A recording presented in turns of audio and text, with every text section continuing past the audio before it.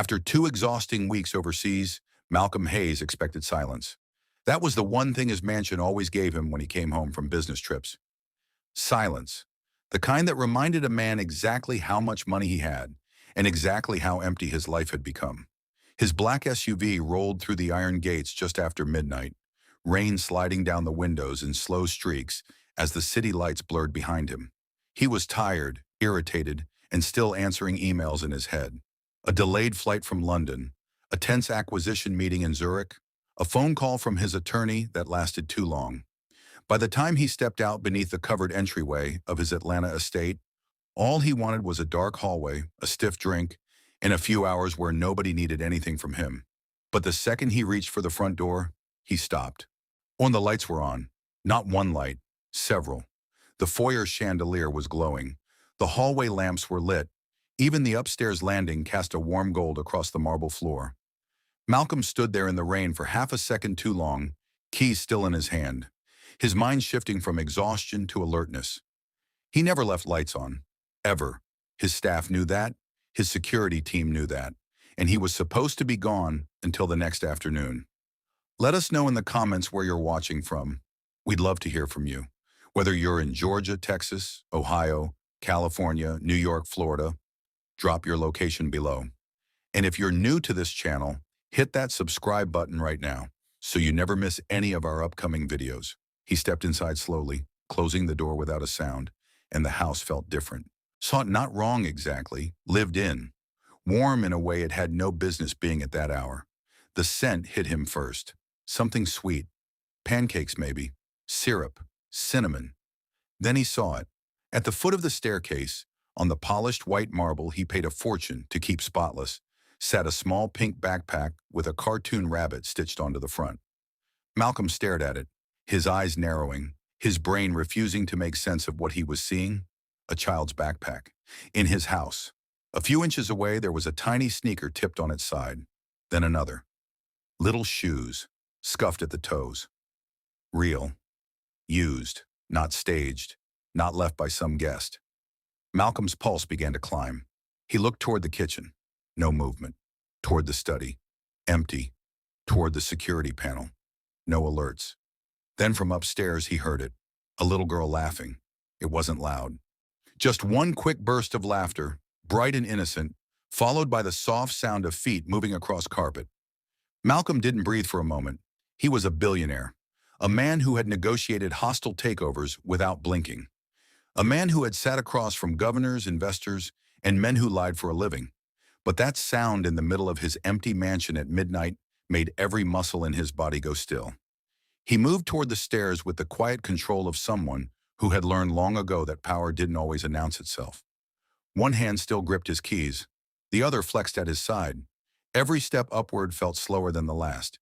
He knew his staff schedule. He knew who had access to which wing. He knew exactly who cleaned the guest rooms and exactly who locked the service entrance before leaving each evening. And one name came to him almost immediately. Naomi Carter, his housemaid, the quiet one. The woman who kept her eyes low, spoke in short, respectful sentences, and moved through the house so softly it was almost like she didn't want to be noticed. She had worked for him for nearly a year, and in all that time Malcolm could barely remember hearing her laugh. He remembered she was efficient. He remembered the older house manager once said Naomi never missed a shift unless her daughter was sick. He remembered signing her payroll approval. That was all. He had never asked where she lived, never asked who picked her up after work, never asked why she sometimes wore long sleeves even in the heat. But now, as he reached the second-floor landing and saw one of the guest room doors cracked open, Malcolm understood one thing with sudden clarity. Someone was inside that room, someone who believed he would not be home. He approached the door slowly and pushed it open with the tips of his fingers. The sight on the other side hit him so hard that for a moment, he simply stood there. The bed was untouched.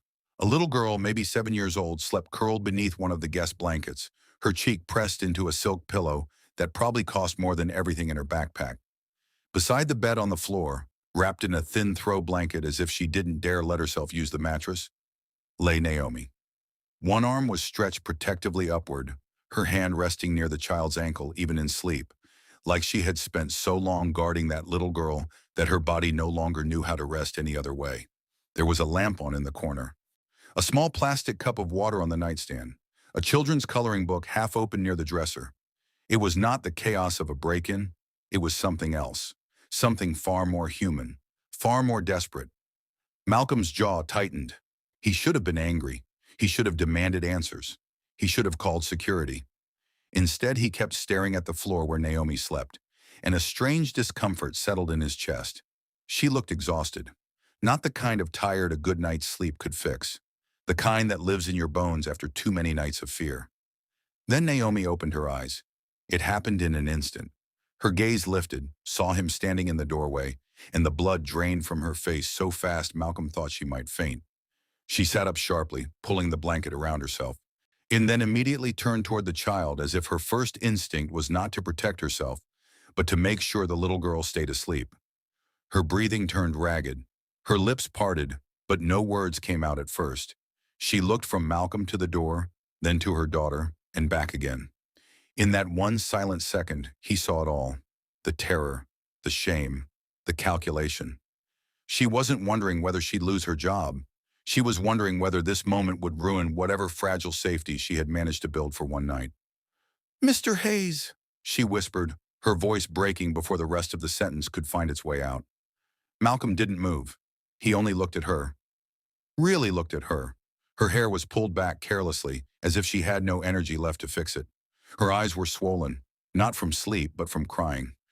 And on the exposed skin near her wrist, where the sleeve of her sweater had slipped back, there was a fading bruise shaped too much like fingers. Malcolm noticed it immediately, then another shadow near her collarbone. Small, yellowing at the edges, old enough to be healing, recent enough to tell a story he did not yet know. Naomi rose halfway to her knees, then stopped, as if standing might wake the child or somehow make this worse. She held both hands out in front of her slightly, not dramatic, not theatrical, just instinctive, like someone who had spent too much time trying to calm dangerous situations before they exploded. "Please," she said, and this time the word came out so quietly it almost disappeared in the room. "Please, don't call the police." Malcolm's expression didn't change, but something in him sharpened. And she wasn't denying it. She wasn't inventing a lie.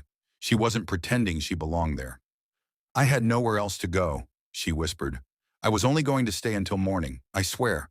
I didn't touch anything. Ava fell asleep and I just didn't know where else to take her." Malcolm's eyes shifted briefly to the little girl. Ava. The child moved slightly in her sleep and clutched the blanket closer. Naomi turned at once, smoothing the blanket over her daughter's shoulder with the kind of tenderness that made Malcolm's anger stumble before it ever had the chance to fully form. "Please don't wake her," Naomi said, tears gathering now, but she kept her voice low. "Please, she's been through enough." That sentence lingered in the room like smoke, not because it was loud, because it was true. And that was the moment the night stopped being simple. Malcolm Hayes had walked into his mansion expecting an inconvenience, a betrayal, maybe even a reason to fire the one employee who had crossed a line no professional should ever cross. But standing there in the doorway, looking at a frightened woman on the floor and a child sleeping in a room too expensive for either of them to ever belong in, he realized this was no ordinary act of desperation. There was no greed in Naomi's face, no entitlement, no manipulation, just exhaustion and fear. The kind of fear that had already learned how to stay quiet. Malcolm could have ended it right there. One call to security, one order, one decision. Instead, he heard himself ask the one question he hadn't planned to ask. Why? Naomi lowered her eyes, and for a second he thought she might lie. But when she looked back up, there was something broken and honest in her expression that made the air feel heavier. "Because if he found us tonight," she said, "he would take my daughter." Malcolm's face hardened. Naomi's lips trembled, and she shook her head as if she had already said too much. "Please," she whispered again, "just let us stay until morning. I'll leave before sunrise. You'll never have to see me again."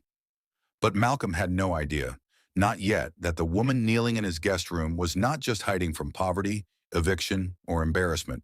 She was hiding from a man who had already taken too much from her. And before this night was over, Malcolm Hayes would understand that the little girl sleeping peacefully in his house was the very reason her mother had risked everything to break the rules. And because what Malcolm was about to hear next was not just a story about a maid who crossed a line, it was the beginning of a secret that would pull a billionaire into a battle he never saw coming, and into a love he never thought he deserved.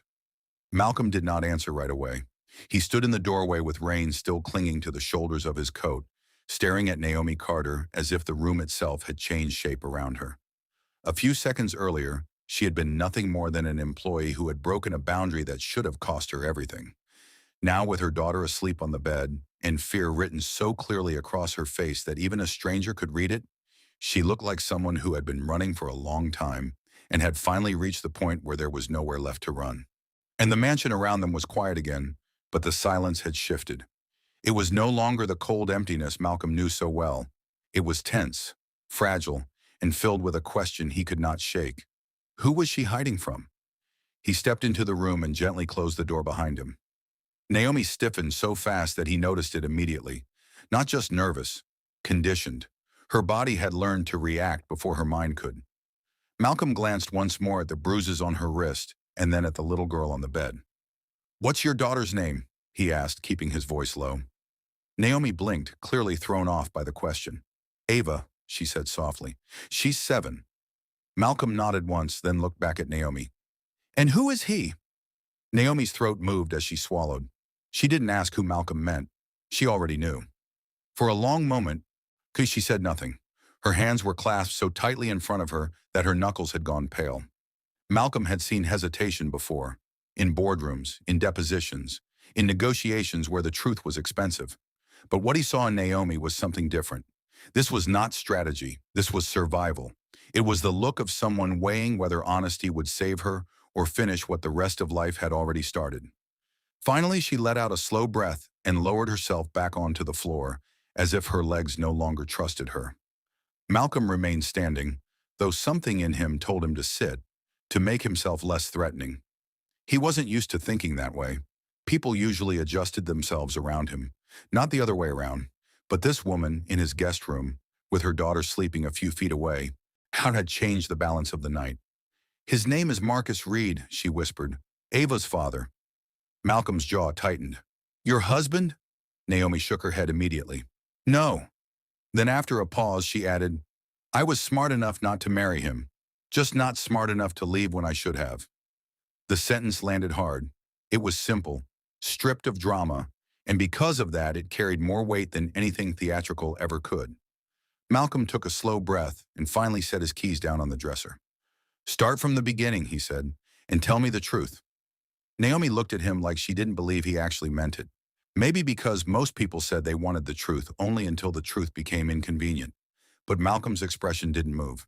He was tired, yes, irritated, yes, but now he was also listening.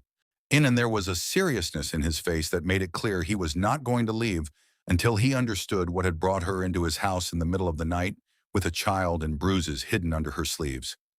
Naomi glanced at Ava again, then leaned closer to the bed, brushing a loose curl away from her daughter's forehead before speaking. "I met Marcus when I was 22, she said. "I was working nights at a diner in Decatur. He came in every Thursday like clockwork.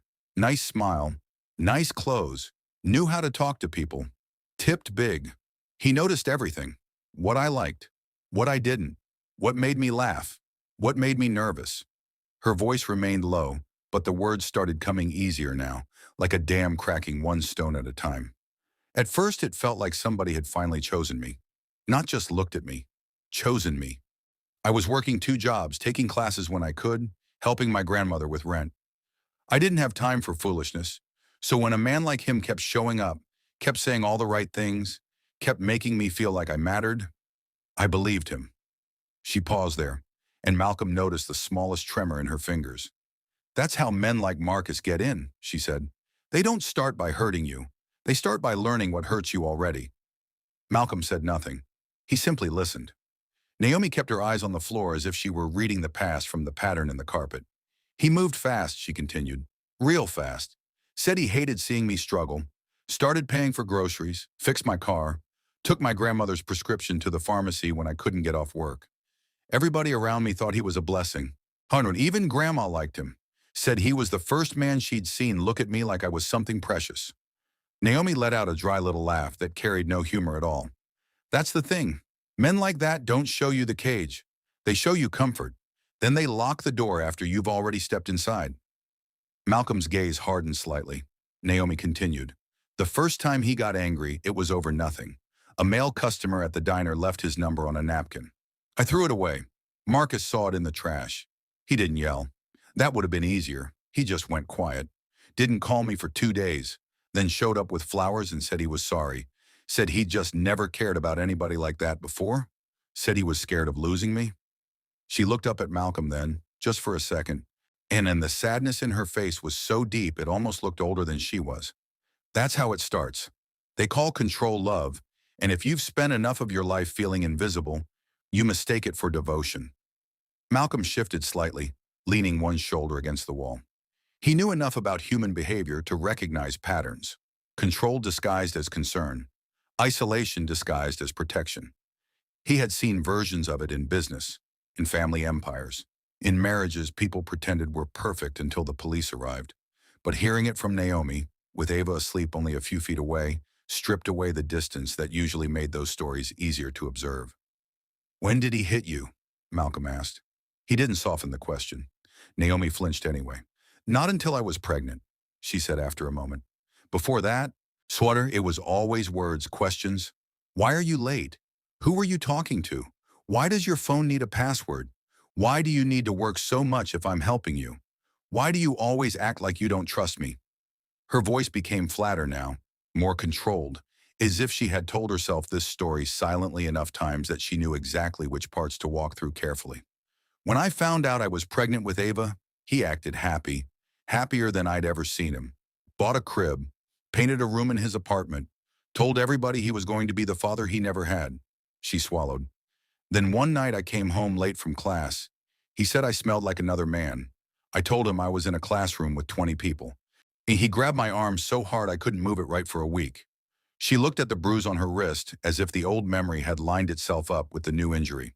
After that, it got easier for him. The first time a man hurts you, he watches your face. The second time, he watches whether you leave. Ava stirred on the bed, and both Naomi and Malcolm instinctively looked at her. The child sighed in her sleep and rolled onto her side, hugging the blanket closer. Naomi waited until her breathing settled again before continuing. I told myself it was stress, that the baby was coming, that money was tight, that he didn't mean it, that he loved me, that he was just scared. I told myself all the lies women tell when the truth is too expensive. Malcolm's face remained unreadable, but inside something cold had begun to form. Not anger yet, and something heavier. After Ava was born, it got worse, Naomi said. He didn't like when she cried, didn't like when she needed me more than he did, didn't like that I was tired, didn't like that my whole world stopped revolving around him. If I was too slow answering him, I was disrespectful.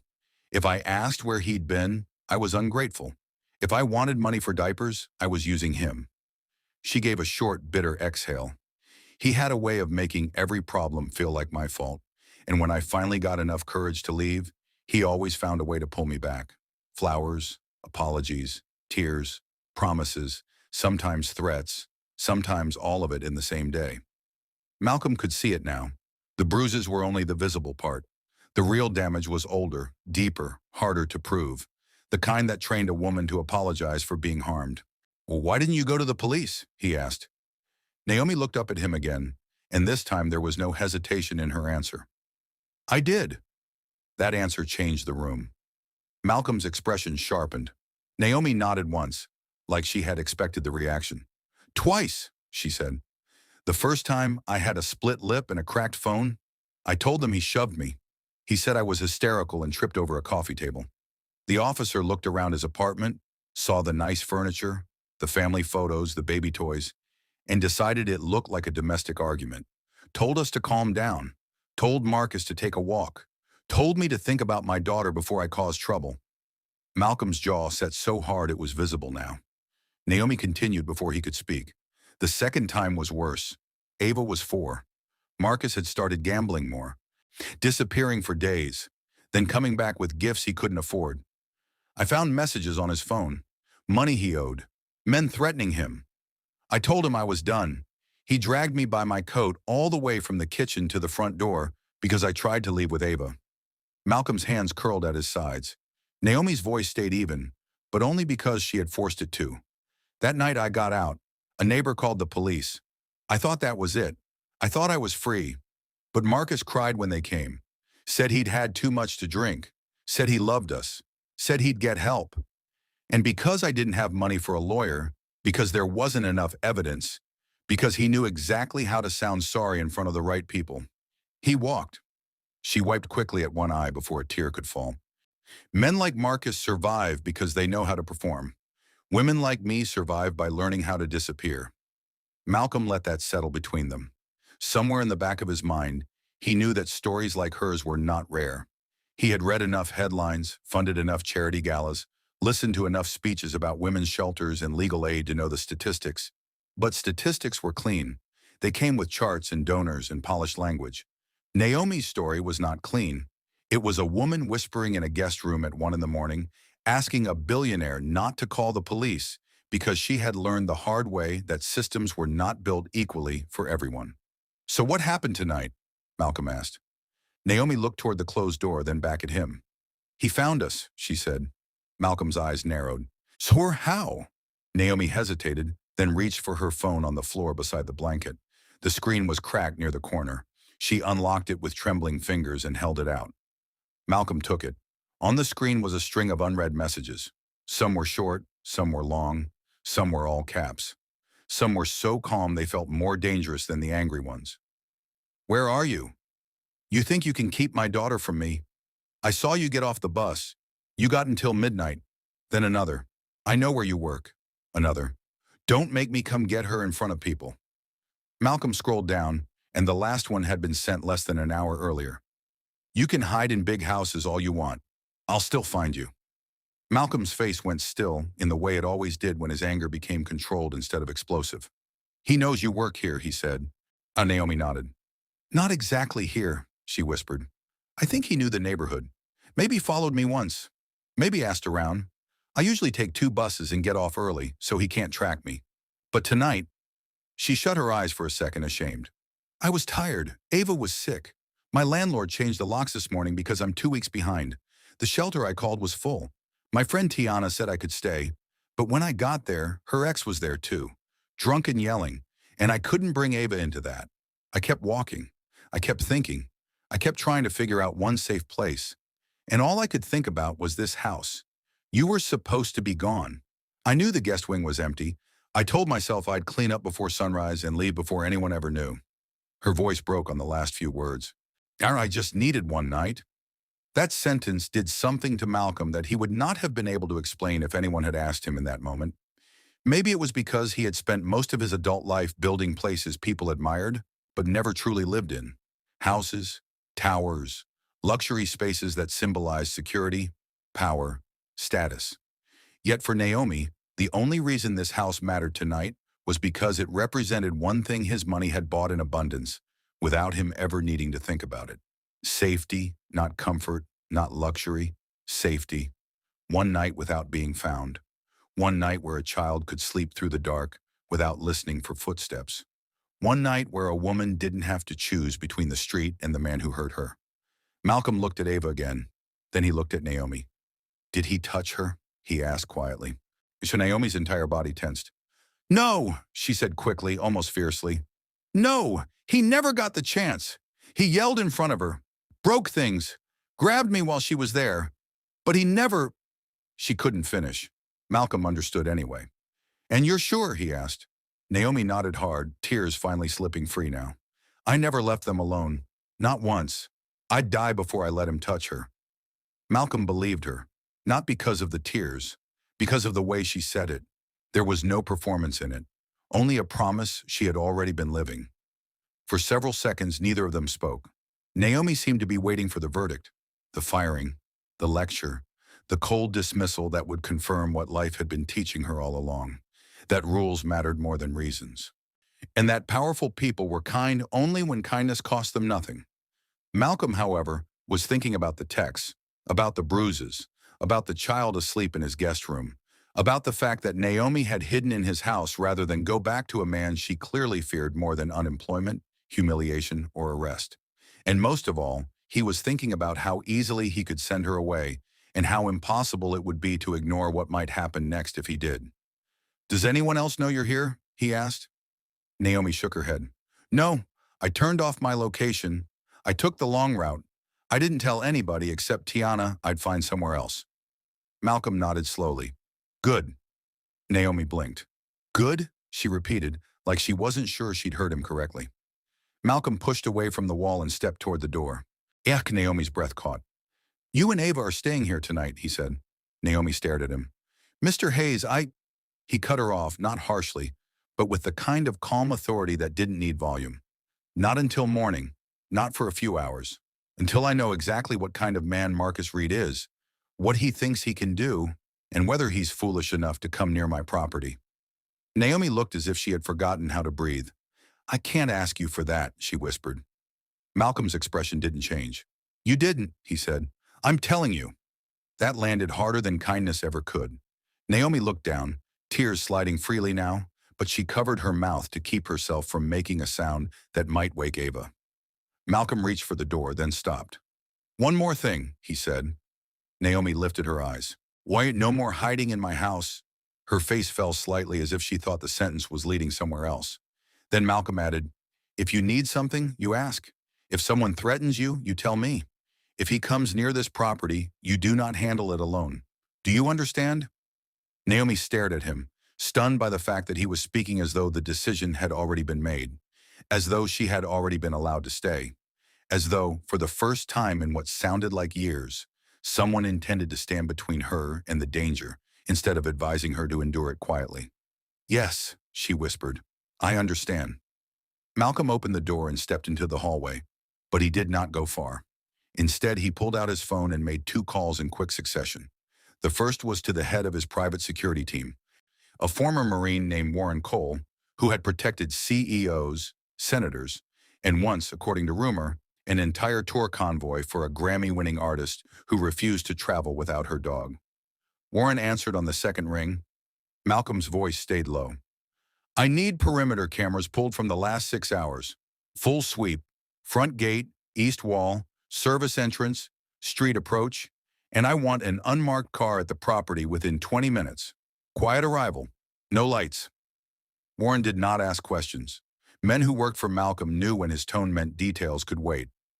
"Understood," Warren said. "Anything specific I'm looking for?" Malcolm glanced once toward the half-open guest room door. "Any vehicle slowing near the gates, any pedestrian lingering, any repeat passes. If someone's been watching the house, I want to know before sunrise." "Done," Warren replied. Malcolm ended the call and immediately placed another, this one to Elliot Brooks, his attorney. Elliot was the kind of lawyer who billed by the minute and somehow still managed to sound awake, no matter what time a client called. "Malcolm," Elliot answered, voice rough with sleep. "If this is about the Zurich acquisition, I swear to God." "It's not," Malcolm said. "I need a quiet background search. Name's Marcus Reed, Atlanta area. I want priors, civil filings, restraining orders, outstanding warrants, debt collections, custody disputes, employment records, aliases if he has any. And I want it before breakfast." There was a pause on the line. "That sounds personal," Elliot said. "It is," Malcolm replied and ended the call before the lawyer could say another word.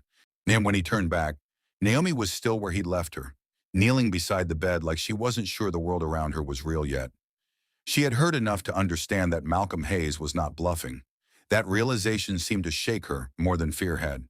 She stood slowly as he stepped back into the room. "There's a bathroom in the hall," he said. "Use whatever's in there. Fresh towels. Guest closet has extra blankets. There's food downstairs if Ava wakes up hungry." Naomi opened her mouth, probably to thank him, but Malcolm lifted a hand slightly. "Save it," he said. "This isn't charity." Naomi looked confused. "Then what is it?" she asked, the question slipping out before she could stop herself.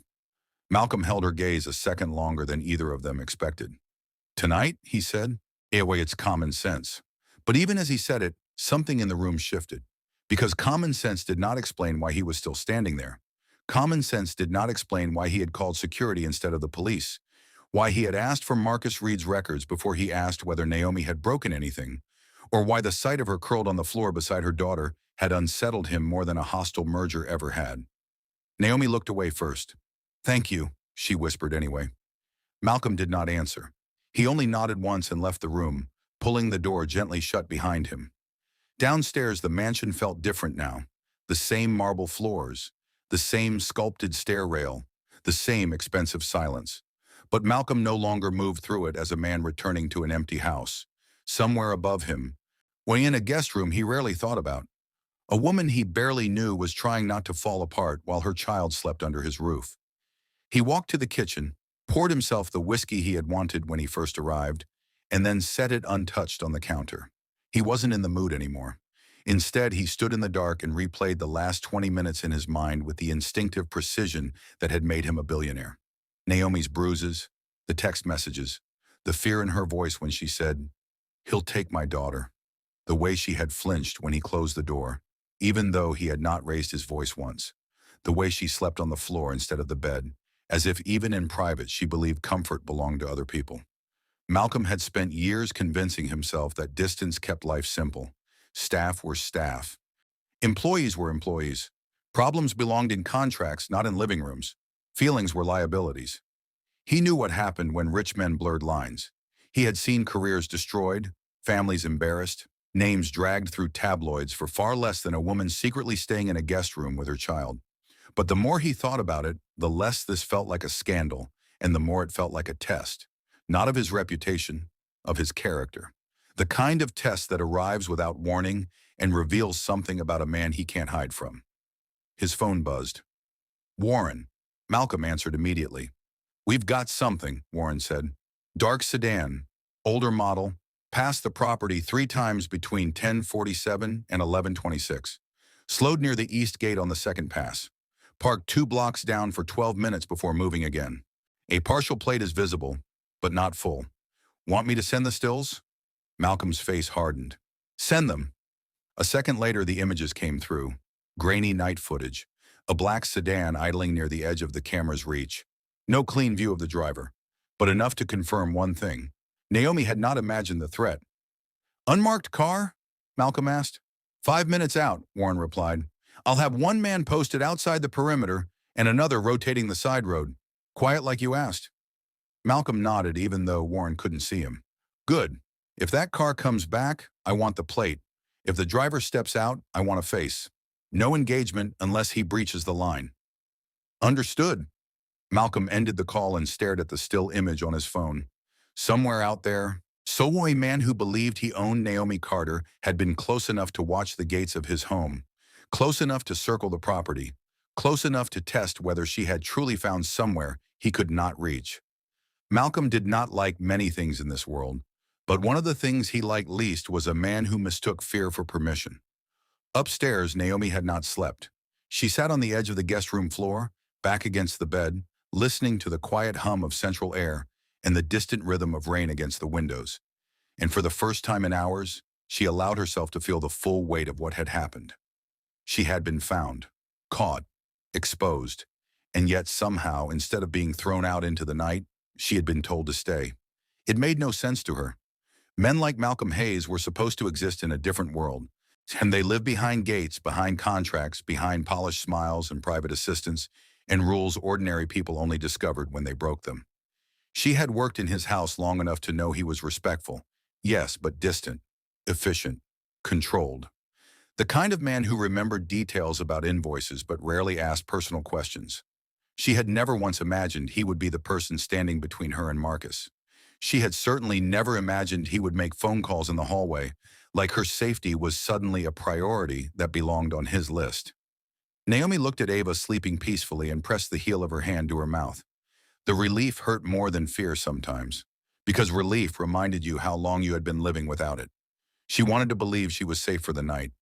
She wanted to believe Marcus wouldn't come. She wanted to believe rich men could help without expecting something in return. But life had taught her that safety often lasted just long enough to make the next fall feel worse. And still, despite everything, a thought kept returning to her. The look on Malcolm's face when he saw the bruises. He had not looked disgusted. He had not looked suspicious. He had looked angry. Not at her, at what had happened to her. That distinction mattered more than he would probably ever understand. Naomi had spent years watching people react to her pain as if it were a mess she should have cleaned up before bringing it into view. Friends who said they cared but stopped answering once Marcus started causing scenes. Landlords who wanted rent on time but didn't want drama on the property. Employers who praised her work but looked uncomfortable the second they realized the marks on her wrist weren't from bumping into furniture. Even the police had treated her like a complication. But Malcolm Hayes, billionaire, widower, man who lived in a house so large he barely occupied half of it, had listened to her without once making her feel like her suffering was an inconvenience. Naomi did not know what that meant. She only knew it unsettled her in a way she was not prepared for. Because kindness from strangers could be dangerous too. Sometimes it opened doors your heart had locked for a reason. Back downstairs, Malcolm finally sat, though not to rest. He opened the images Warren had sent and enlarged the partial plate. Then he pulled up a message from Elliot, who, to his credit, had already started sending fragments of information even before the full report was ready. Marcus Elijah Reed, age 35. No current marriage record, multiple evictions, 2 small claims judgments, license suspended twice, 1 dismissed domestic disturbance call, possible links to unregistered gambling circle in DeKalb County. Malcolm read the message twice. Then a second one came through. Looking into fraud flags. His name appears in 2 civil complaints connected to check cashing and identity use. That made Malcolm sit straighter. Identity use. He thought immediately of Naomi, of the way survivors of men like Marcus often ended up with ruined credit, utility bills in their names, apartments they never leased, debts they never created. Control was rarely just physical. Men like Marcus wanted to own the paper trail too. Malcolm stared at the words on the screen, then slowly locked his phone. Whatever this situation was, it was larger than a desperate employee hiding in his guest room. There were financial shadows here, legal risks, a man circling his gates in the dark, and above all, a woman who had walked into his home not because she trusted him, but because she had run out of better options. Malcolm leaned back in his chair and looked up toward the second floor. He told himself this was temporary, practical, necessary.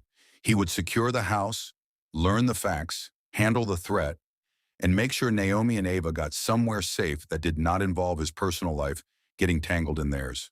That was the reasonable plan, the controlled plan, the plan a man like Malcolm Hayes should make. But somewhere deep beneath the logic, a quieter truth had already begun to take shape.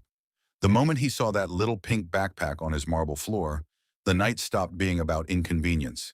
And the moment Naomi said, "Please don't call the police," something in him had stepped across a line he had spent years protecting. Because Malcolm still didn't know the worst part. He didn't know that Marcus Reed wasn't just a violent ex with a temper and a bruised ego.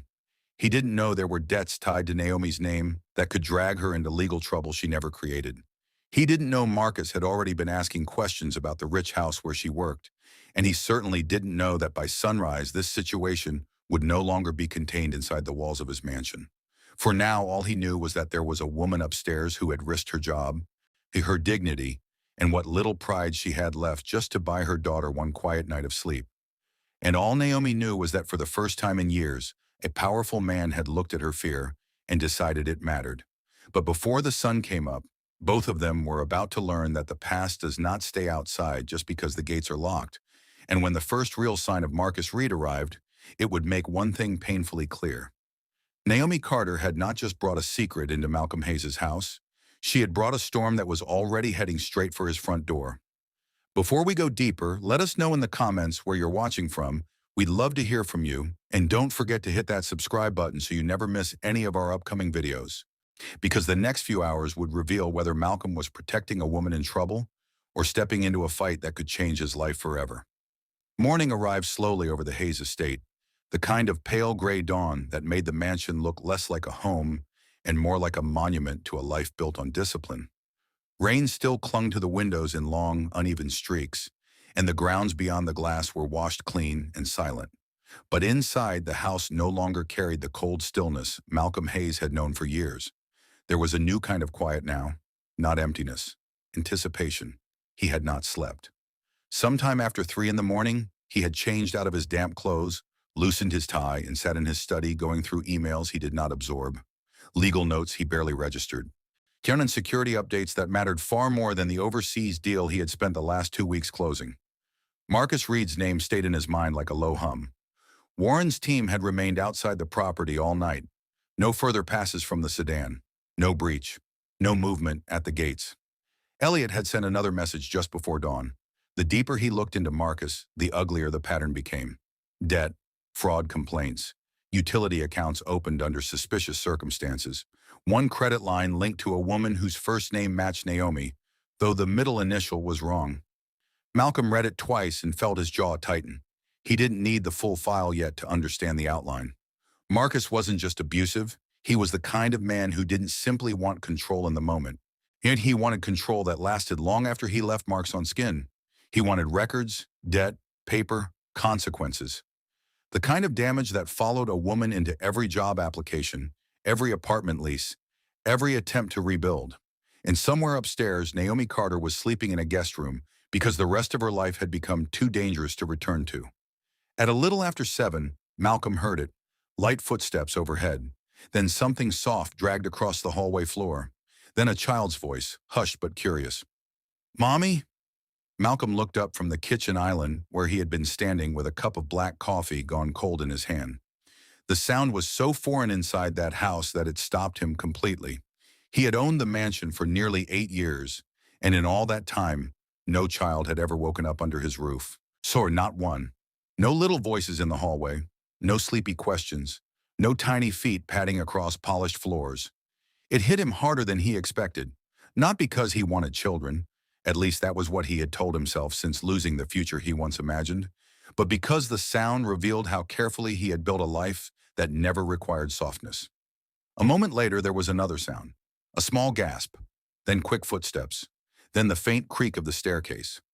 Malcolm set his coffee down just as Ava appeared at the bottom of the stairs, wearing an oversized t-shirt that clearly belonged to Naomi and fell almost to her knees. Her curls were flattened on one side from sleep, and she was holding the rabbit backpack to her chest like armor.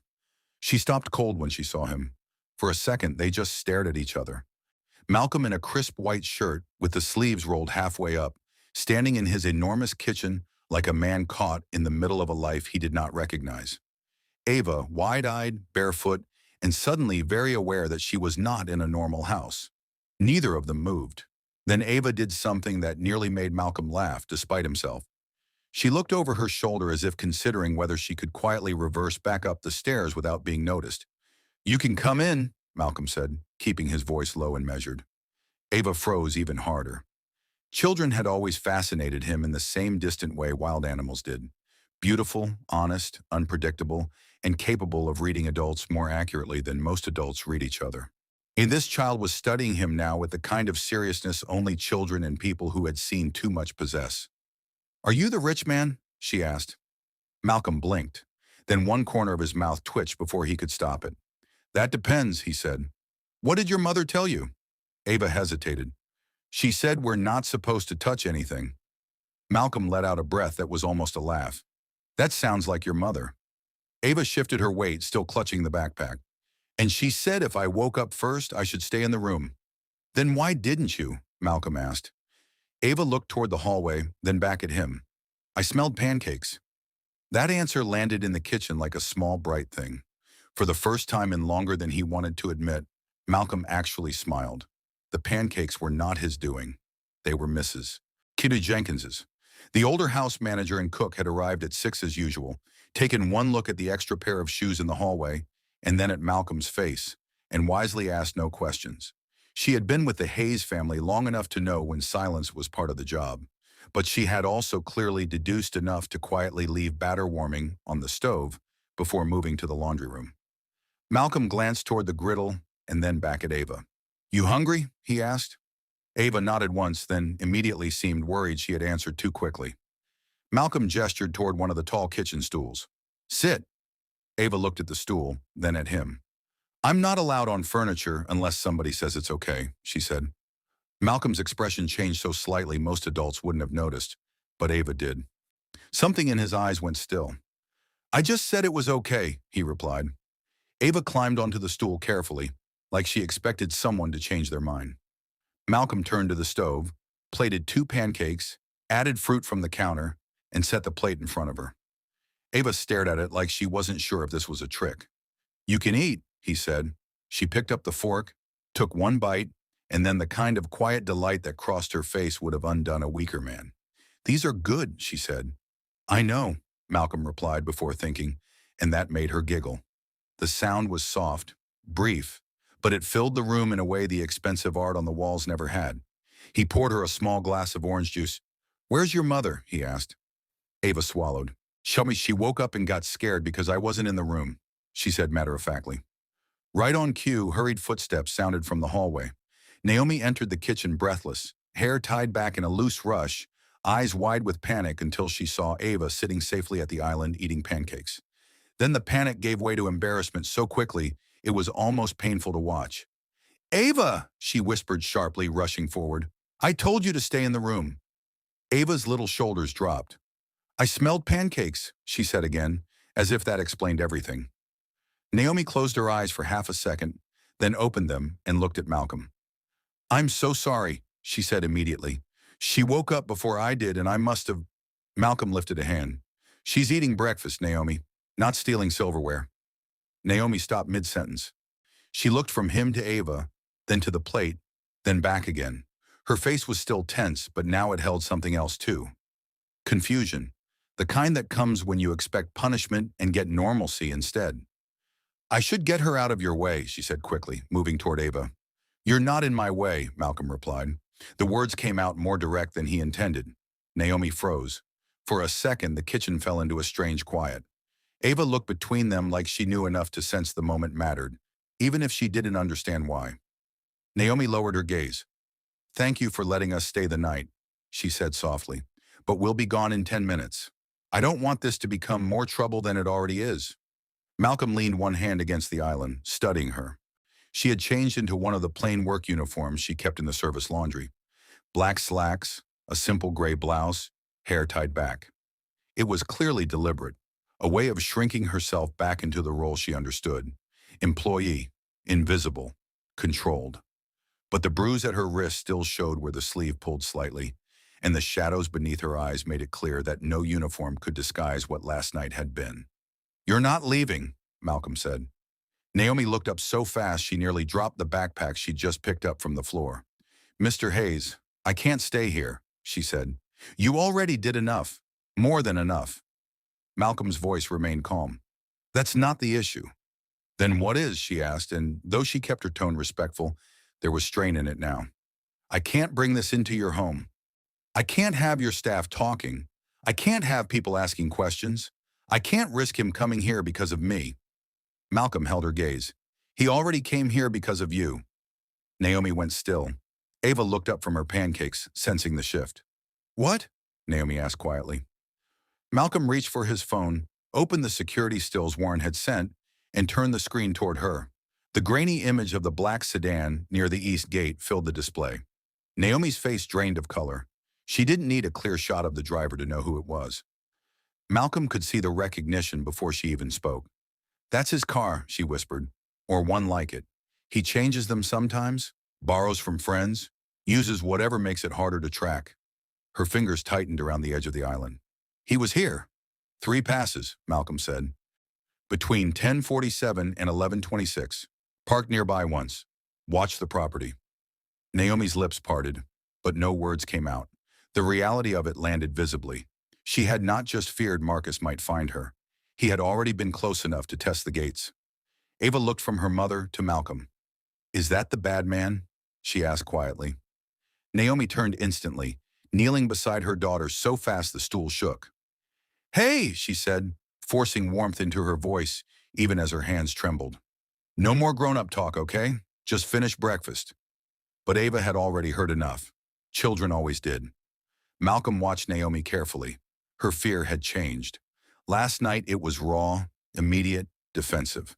This morning it was edged with something worse. Guilt.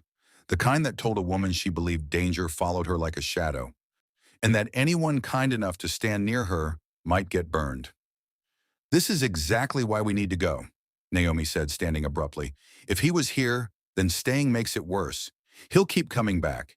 He'll keep pushing. Men like him don't stop because they're told to stop.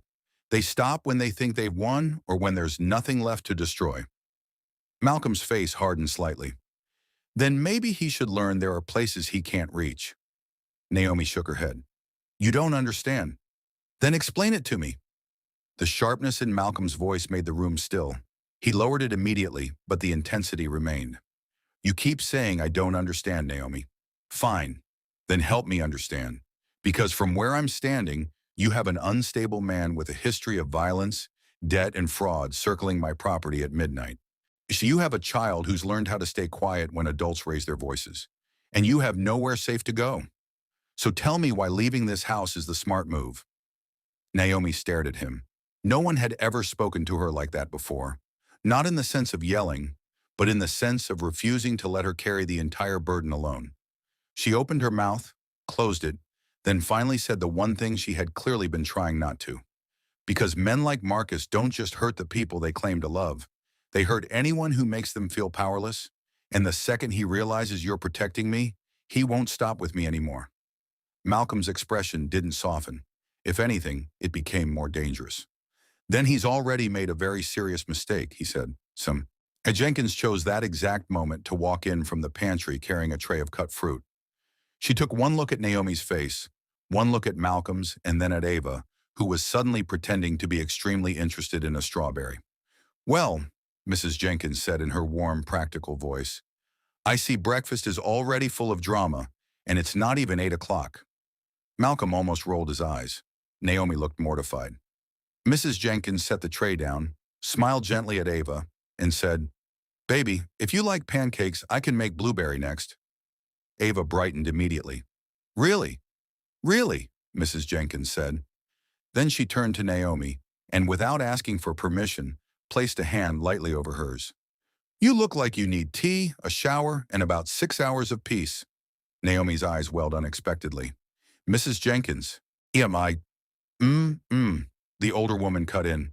Not one word of apology. I've worked in this house long enough to know when folks are in trouble, and I've lived long enough to know trouble doesn't always knock politely before it shows up. She gave Malcolm a glance that said more than words. If Mr. Hayes says you're staying, then you're staying until there's a better plan. Naomi looked stunned. But the staff knows what I tell them to know, Mrs. Jenkins replied. And right now, what they know is that you and your baby need breakfast. Malcolm said nothing, but the faintest shift in his expression suggested he approved of Mrs. Jenkins far more than he ever admitted aloud. For the first time that morning, Naomi seemed to run out of resistance, not because she fully trusted the situation, not because fear had vanished, but because two people in the span of 10 minutes had treated her crisis like a problem to be solved rather than a shame to be hidden. She sank onto the stool beside Ava and covered her face briefly with both hands. Malcolm could see the exact moment exhaustion caught up to her. When she lowered her hands, she looked smaller somehow, less guarded, more human. I don't know how to do this, she admitted, almost too softly to hear. Malcolm didn't ask what she meant. He knew. She didn't know how to accept help. She didn't know how to stop scanning every room for danger. She didn't know how to let a safe moment be safe. Then start simple, he said. Eat something, take a breath, let Ava finish breakfast. Then we deal with the rest. Naomi glanced at him, surprised by the absence of judgment in his tone. Ava, oblivious to the deeper currents, held up a forkful of pancake and asked, Can we really stay for blueberry? Naomi nearly laughed through the tears gathering in her eyes. Maybe, she said, if Mr. Hayes says it's okay. Ava turned immediately to Malcolm, solemn as a tiny judge. Is it okay? Malcolm took a sip of now cold coffee and met her gaze. It's okay. Ava grinned, and something in Malcolm shifted again, so subtly he might have missed it if he were anyone else. He had built companies by reading leverage, timing, and risk. He knew exactly when a small thing was not actually small. This little girl's smile in his kitchen after a night of fear should not have mattered as much as it did. But it did. The morning moved forward with a strange, fragile rhythm. Naomi finally sat long enough to drink tea while Ava finished breakfast and began coloring on a legal pad Mrs. Jenkins found in a drawer. Malcolm stepped into his study to take a conference call he ignored half the time, answering with clipped efficiency while part of his mind remained in the kitchen. Every few minutes he found himself listening for Ava's voice, listening for Naomi's. Listening, strangely, for the absence of fear. It annoyed him. It also grounded him. By 9 o'clock, Warren had arrived in person with a discreet security update and a tablet full of camera stills. He met Malcolm in the study, closed the door, and got straight to the point. "Your girl wasn't exaggerating," Warren said. Malcolm's eyes lifted sharply. "She's not my girl," he said flatly. Warren gave him the kind of look only men who'd known him long enough could risk giving. "Right," he said. "Anyway, I ran the partial plate. It matches a car registered to a cousin of Marcus Reed. Same address popped up in one of Elliot's notes. Also, we pulled street cameras from the corner 2 blocks down. Reed stepped out once. Got a face. He watched the gate for 11 minutes, smoked 2 cigarettes, then drove off." Malcolm's mouth tightened. "Show me." Warren turned the tablet. The image was clearer than the overnight stills. A lean man in a dark hoodie, unshaven, standing beside the sedan with the restless posture of someone who believed the world owed him something. Even in a still frame, there was an arrogance in the set of his shoulders that Malcolm disliked immediately. "He looked comfortable," Warren said. "Too comfortable. Like he's used to getting close before people notice." Malcolm studied the image. "Can he get in?" Warren's answer was immediate. "Not through the gate. Not if we're awake. But men like him don't always go for the obvious entry. Service routes, deliveries, staff patterns, garbage pickup. They watch habits." Malcolm's gaze darkened. "Then change the habits." When Malcolm returned to the kitchen, Naomi was rinsing her teacup at the sink as if she could repay hospitality through usefulness. Ava sat at the island drawing with intense concentration, tongue peeking slightly from the corner of her mouth, the way children do when they're determined to get something exactly right. "You don't need to do that," Malcolm said when he saw Naomi wiping the already spotless counter. Naomi looked over her shoulder. "It's habit," she said. "Oh, and it keeps my hands busy." Malcolm understood more than she intended to reveal. Busy hands meant less room for panic. "Fine," he said, "but you're not working today." Naomi turned fully. "I can still clean the upstairs West Hall and the library," she said quickly, as if employment itself was the only stable identity she had left. "No," Malcolm replied. "Today, you're not staff." Naomi blinked. "Then what am I?" The question hung there unexpectedly heavy. Malcolm looked at her for a moment longer than usual. "Safe," he said. Naomi went very still. Even Ava looked up. For one suspended second, the words seemed too large for the room. Naomi's eyes dropped first, and Malcolm saw the way her throat tightened. It was such a simple answer. But for someone who had not felt safe in years, it sounded almost impossible. Before anyone could say more, the intercom chimed. Sharp, clean. Too loud for the mood in the kitchen. Naomi flinched so hard the dish towel slipped from her hand. Ava's head snapped up. Malcolm crossed the room and pressed the panel. "What is it?" he asked. One of the front gate guards answered immediately. "Mr. Hayes, there's a delivery van at the gate. Floral arrangement. No scheduled drop. Says it's for a Ms. Naomi Carter." The entire room froze. Naomi's face emptied of color so fast it frightened even Malcolm. "No," she whispered before he even looked at her. "No, no, no." Malcolm's voice became cold. "Hold the gate. Nobody opens anything. Nobody signs for anything." "Understood," the guard said. Malcolm ended the call and turned slowly. Naomi was already backing away from the island, as if distance alone could protect her. "Tomoy, he used to do that," she said, voice shaking. "Flowers after threats. Flowers after he hit me. Flowers after he broke things. Flowers when he wanted people to think he was sorry. Flowers when he wanted me to remember he could still reach me." Ava slid off the stool and went straight to Naomi's side, clutching her hand. Malcolm moved toward the front hall without another word. Naomi followed 2 steps behind before he turned sharply. "Stay here." "No," she said instantly. "If it's from him, I need to know." Malcolm looked at her, then nodded once. "Fine, but behind me." Something in the way he said it made her obey. At the security monitor near the front hall, the live feed showed a white delivery van idling outside the closed gate. The driver wore a florist polo, looked nervous, and kept checking his phone. On the passenger seat sat a massive bouquet of white roses and lilies tied with an elegant black ribbon. Beautiful, expensive. The kind of arrangement that screamed romance to outsiders and threat to the woman who knew what it meant. Malcolm hit the speaker. "Who placed the order?" he asked. The driver looked startled, then leaned toward the intercom. I don't know, sir. Online order. Paid in full. Name on the card says, He looked at his clipboard. Says, for the woman who always comes back. Naomi made a sound so small it was barely audible, but Malcolm heard it. Her knees nearly buckled. He caught her elbow before she could stumble. She recoiled for a fraction of a second out of instinct, then seemed to realize who was touching her and forced herself still. Malcolm's hand stayed only long enough to steady her, then released. He pressed the intercom again. Turn around and leave the property, he told the driver. And if anyone asks, the recipient does not live here. The driver looked relieved. Yes, sir. Sorry, sir. The van reversed awkwardly and rolled away. Malcolm stared at the monitor until it disappeared beyond the curve of the road. Then he looked down at Naomi. Her breathing was shallow. Ava clung to her hip. He knows, Naomi whispered. He knows I'm here. Malcolm's face hardened into something she had not seen before. Not annoyance, not concern. Resolve. No, he said quietly. He knows he found the right neighborhood. That's all. And he just made another mistake. Naomi shook her head, tears starting again. You don't understand, Marcus. He doesn't do things because they make sense. He does them because they scare people. He wants me thinking about him every second. He wants me to know he's close.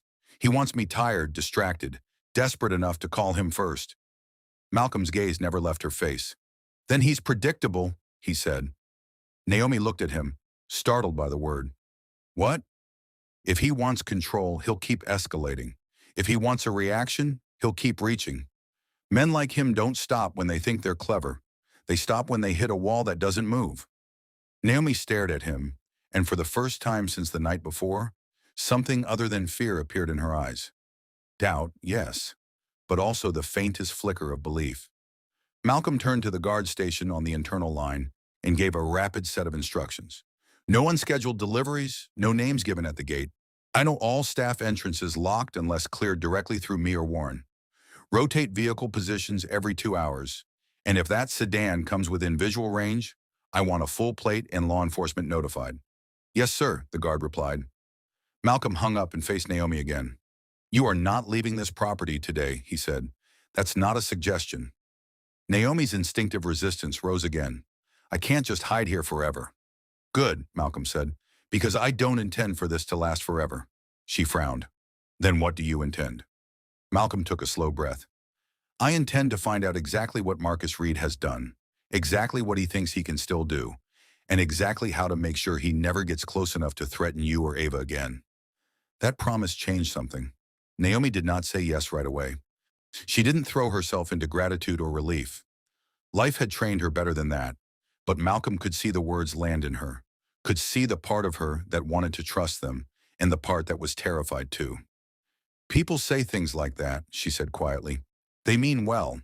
Then they find out what it really costs. Malcolm stepped closer, not enough to crowd her, just enough that she would have to look at him instead of the floor. Naomi, he said, and her name sounded different in his voice now. Not formal, not distant. I don't make promises lightly, and I don't make the same mistake twice. She searched his face, clearly trying to understand what he meant by that. He didn't explain. Not yet. There were histories in Malcolm Hayes, too. Losses and regrets he had not invited anyone to touch in years. But whatever those ghosts were, they had taught him one thing. When he failed to protect something once, he did not fail the same way again. Ava tugged lightly at Naomi's hand. Mommy, she asked, are we in trouble? Naomi knelt at once, taking her daughter's face gently in both hands. No, baby, she whispered, though her voice trembled. We're okay. Ava looked at Malcolm, then back at her mother. The rich man is helping us? Naomi hesitated. Malcolm answered for her. Yes, he said. Ava considered that very seriously, then nodded as if filing away an important fact. Okay, she said, and returned to her coloring. The rest of the morning unfolded with the fragile tension of people pretending normalcy while danger sat just outside the gates. Mrs. Jenkins made the promised blueberry pancakes, which Ava declared better than the first ones, causing Malcolm to look mildly offended in a way that made Naomi, despite everything, nearly smile. Warren discreetly stationed an extra vehicle on the service road. Elliot sent over a preliminary legal summary that confirmed Malcolm's suspicion. Marcus had likely opened at least one utility account and one short-term line of credit using Naomi's social security number years earlier. There were also 2 bounced checks connected to an address Naomi had never lived at. It wasn't enough yet for criminal charges, but it was enough to see the shape of the trap. Marcus had not only tried to keep Naomi physically close, he had tried to make sure the world punished her if she ever got free. When Malcolm quietly asked Naomi for permission to have Elliot run a full identity and credit repair review, she looked embarrassed all over again, as if financial damage somehow reflected on her character. "You don't have to see all that," she said. "It's ugly." Malcolm's answer was immediate. "I'm not interested in whether it's ugly. I'm interested in whether it can be fixed." Naomi had no response to that. She simply nodded because sometimes strength looks like accepting help when pride tells you to refuse it. But if the morning had softened something in the house, the threat had not gone anywhere. Just before noon, Warren called again, this time from the outer perimeter. His voice was controlled, but urgent enough to pull Malcolm away from the kitchen window where he had been watching Ava chase a butterfly in the courtyard under Mrs. Jenkins's supervision. "We got movement," Warren said. "Same sedan. Didn't stop at the gate this time. I drove past slow, then parked half a block down on the tree line. Driver stayed in the car for 6 minutes. Then he left something in the mailbox at the public road and took off." Malcolm's expression went cold. "Did you approach?" "Not until he cleared," Warren replied. "No direct contact. I have the item bagged." Malcolm looked toward the courtyard. Naomi stood near the glass doors, arms crossed tightly, watching Ava with the fixed attention of a mother who had never fully relaxed. "Bring it to the study," Malcolm said, "and don't let Naomi see it until I do." He ended the call and turned. Naomi had already read enough on his face to know. "What happened?" she asked. Malcolm considered lying for half a second, then decided she deserved better. "He left something at the roadside mailbox." Naomi's hand went to her mouth. "Oh, no," she whispered. "What is it?" "I don't know yet." "It's never nothing," she said, almost to herself. Malcolm believed that too. When Warren arrived, he carried a clear evidence bag. Inside was a child's hair ribbon. Pink, cheap, slightly worn. Naomi saw it before Malcolm could stop her. The second her eyes landed on the ribbon, she made a broken sound that came from somewhere deep and primal. She rushed forward so fast Warren instinctively stepped back. "That's Ava's," she whispered. "That's hers." Malcolm took the bag, his entire body going rigid. "How do you know?" he asked, though the answer was obvious. Naomi's voice shook violently now. "Because I bought a pack of 6 from the dollar store last month. She lost one at the bus stop, one at church, one—" She stopped, staring. "She wore this one Tuesday. It was in her hair when I picked her up from school." Malcolm's mind moved fast. Not here, not from the house, which meant Marcus had access before last night. He had been close enough before to notice things, to pick something up, to keep it, and now to send it back as a message. Not just "I know where you are. I see your child." Naomi swayed. Malcolm reached out instinctively, steadying her by the shoulders this time. She did not pull away. She was too terrified. "He's telling me he's been close," she said, voice cracking. "He's telling me he can get close again." Malcolm's face darkened in a way Warren had rarely seen. "No," he said, each word deliberate. "He's telling me he's reckless enough to leave evidence." Warren looked between them. "We can take this to police," he said. Naomi gave a hollow laugh through tears. "Sure, and tell them what? That my ex left my daughter's hair ribbon in a mailbox? He'll say he found it. He'll say I'm dramatic. He'll say I'm trying to keep him from his child." Malcolm stared at the ribbon through the plastic bag. Then he looked up, and something in his eyes had changed completely. This was no longer an uncomfortable domestic complication. No longer a temporary shelter arrangement. No longer an employee problem. This was a threat inside his perimeter, aimed at a child, using fear as a weapon. And Malcolm Hayes had spent his entire adult life building systems to crush threats. He handed the bag back to Warren. "Catalog it, preserve chain of custody, pull all neighborhood footage within a 2-mile radius. I want every pass, every stop, every face, every plate. Also find out how Marcus knew about the roadside mailbox." Warren nodded once. "Done." Then Malcolm turned to Naomi, who stood trembling with both hands pressed flat against the study desk as if it were the only thing keeping her upright. "Look at me," he said. She didn't at first. He stepped closer, lowered his voice, and said it again. "Naomi, look at me." Slowly she did. Tears clung to her lashes. Fear hollowed her face. Malcolm held her gaze with a steadiness that left no room for panic to take over completely. He wants you afraid, he said. He wants you to think he's everywhere. He wants you to run so he can control the direction. Naomi's lips trembled. He's good at it. Then he's had enough practice, Malcolm replied. That ends now. She stared at him, and for the first time since the ribbon appeared, the room seemed to narrow to just the two of them. You can't promise that, she whispered. Malcolm's jaw tightened. Watch me. The words were quiet, but they landed like steel. Naomi's breath caught. Warren, sensing the moment no longer belonged to him, quietly stepped back toward the door. Outside, the sun finally broke through the clouds in narrow streaks across the wet stone courtyard. But inside the study, the air had changed. This was the line. The point where pity became protection, and protection became something deeper, more dangerous, more personal than either Malcolm or Naomi was ready to name. She had come into his mansion because she needed one night, one hidden night, one place to breathe. But by noon, Marcus Reed had made that impossible. He had circled the property, sent flowers, left a child's ribbon as a warning. And in doing so, he had done the one thing Malcolm Hayes could never ignore.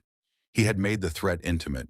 He had reached not just for Naomi, but for the fragile sense of safety that had begun, against all logic, to exist under Malcolm's roof. Naomi stood there trying not to shake apart, while Malcolm looked at her not as a maid, not as a temporary burden, but as a woman standing on the edge of a fight she had been forced to survive alone for too long. Neither of them said it. Neither of them was ready, but something had shifted in the space between them. The billionaire who returned home expecting silence now had a child laughing in his kitchen, a terrified mother in his study, and a dangerous man testing the edges of his world. And before this day was over, Malcolm would make a decision that would change everything. Suddenly, because the next move he was about to make would not just keep Naomi in his house, it would pull her deeper into his life. Before we go further, let us know in the comments where you're watching from. We'd love to hear from you, and don't forget to hit that subscribe button so you never miss any of our upcoming videos. Because what Malcolm did next would force Naomi to choose between the one thing she trusted and the one thing she feared most: letting someone protect her. Malcolm Hayes had spent years making decisions that moved millions of dollars in under a minute. But the choice he made that afternoon felt heavier than any acquisition, any contract, any boardroom battle he had ever faced.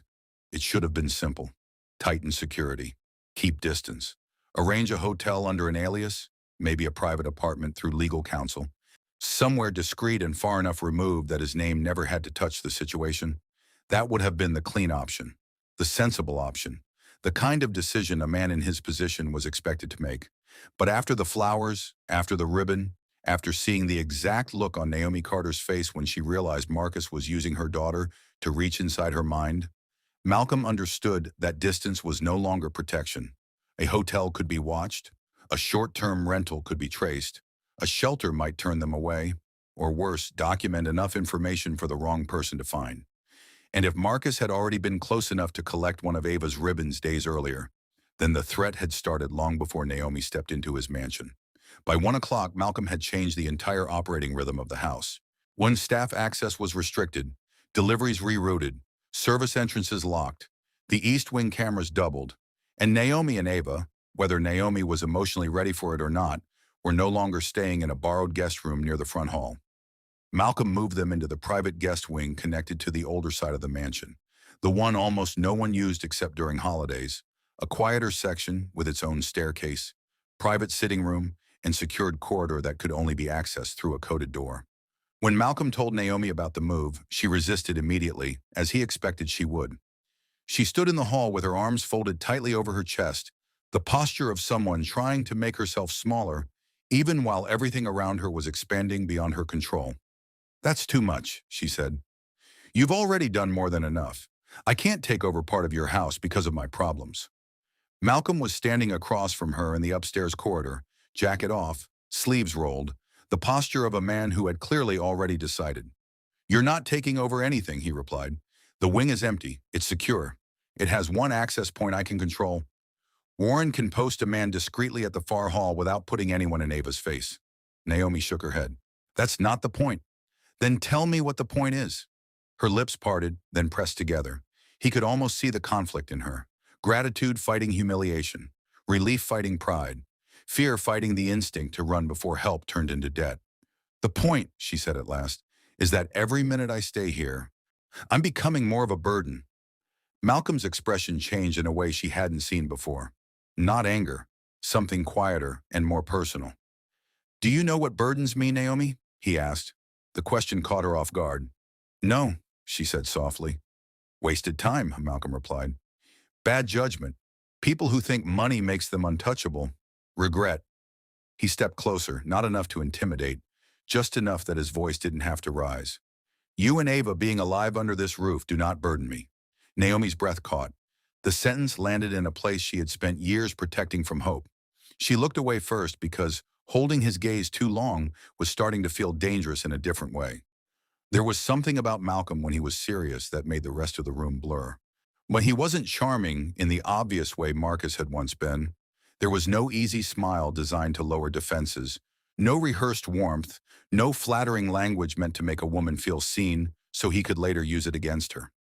Malcolm was harder than that, more contained, more careful, and somehow, because of that, every genuine thing he said seemed to carry more weight. Naomi hated how much that affected her. She hated it because attraction in moments of vulnerability could be a trap, because gratitude could be mistaken for safety, because the last thing a woman in her position needed was to start confusing protection with something deeper. But the truth was harder to ignore with each passing hour. Malcolm had not once touched her without necessity, not once asked for anything in return, not once made her feel like his help came with a hidden contract. He simply made decisions, set boundaries, and acted as though her safety was a matter of fact instead of a favor. That kind of steadiness was new to her, dangerous in its own way. Fine, she whispered at last. We'll move to the guest wing. Malcolm nodded once, as if he expected nothing less, but something eased in his face all the same. Good, he said. Mrs. Jenkins is having fresh linens brought in. Ava can use the sitting room for her toys. There's a kitchenette if she gets hungry at night. And Naomi, she looked up. The code for the hall door changes every 12 hours. Warren and I will have it. No one else enters without my say. Naomi stared at him. You really thought this through? Malcolm held her gaze. Sheena, I'm still thinking.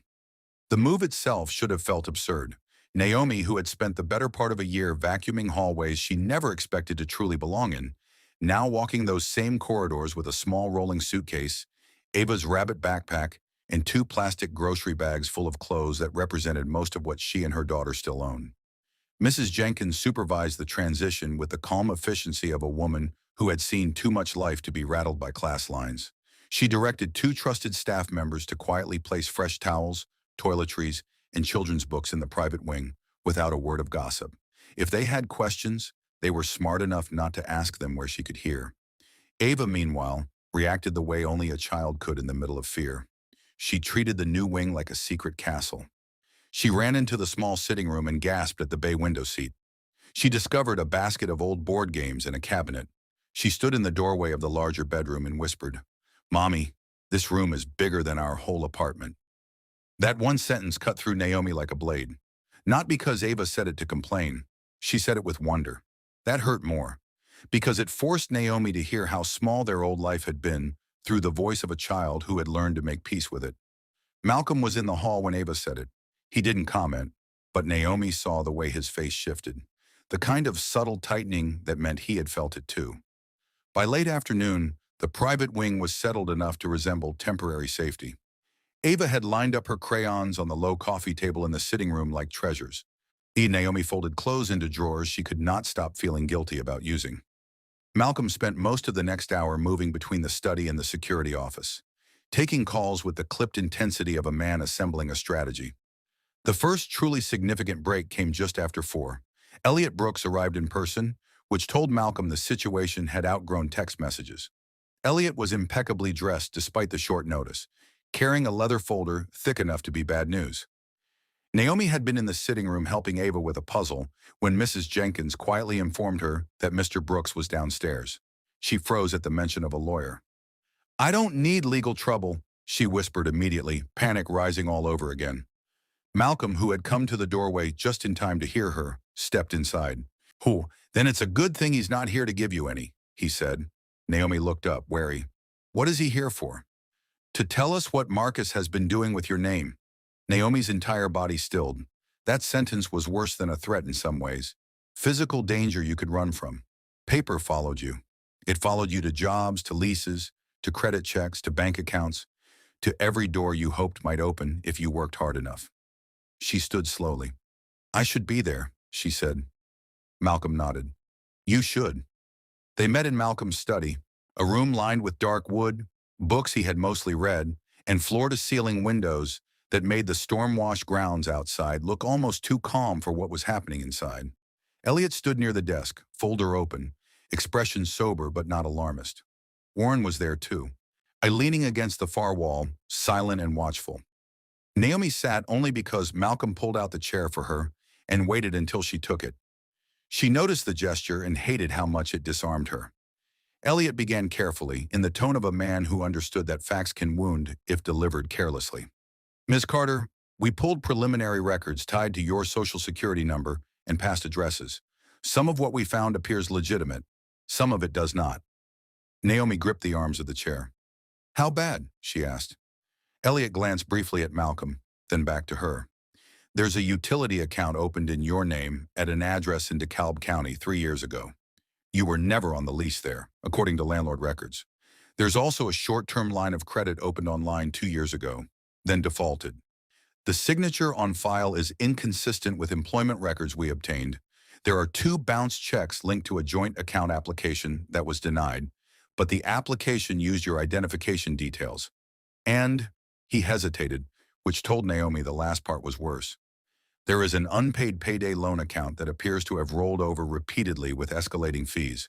That debt was sold twice. It is now in collections. Naomi's face lost all expression. How much? She whispered. Elliot looked down. With fees, nearly $12,000. The number hit the room like a physical blow. Naomi sat there so still she looked carved from stone. That can't be right, she said faintly. I never borrowed that. I never signed anything. I never...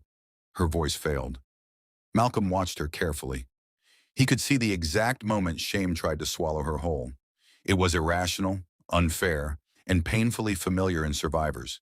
The immediate assumption that because the damage carried your name, it somehow carried your guilt too. You didn't do this, Malcolm said, and the certainty in his voice cut through the haze before Naomi could sink too far into it. She looked at him, eyes glassy. You don't know that. Yes, he said. I do. Elliot nodded. The timelines don't support you having opened at least 2 of these accounts based on employment logs and transit records Malcolm's staff helped reconstruct. We can challenge them. We'll need affidavits, identity theft filings, and possibly a restraining petition if we can connect Marcus directly. It won't be instant. Hey, but it is fixable. Naomi gave a hollow little laugh that broke on the edges. Fixable, she repeated, as if the word itself belonged to someone else's life. Do you know how many apartments I've lost because of my credit?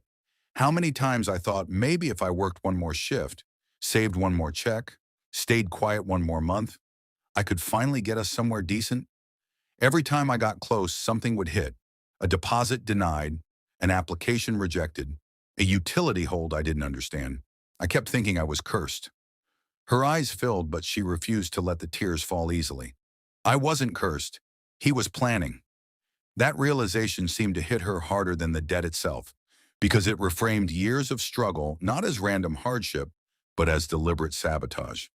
Malcolm felt anger move through him with a clarity that surprised even him. Marcus Reed had not simply bruised her body and terrorized her nights. He had reached into the future and planted obstacles there too. Elliot laid out the path forward with the calm competence of a man used to chaos. Identity theft report, credit freezes, fraud alerts, formal disputes, possible emergency protective order if the harassment could be documented convincingly. Warren added that the ribbon and flowers, while not conclusive alone, could help establish a pattern when paired with messages and surveillance footage. Naomi listened, but Malcolm could tell she was only half hearing it. Her mind was stuck somewhere else now. In all the years she had blamed herself for doors that never opened.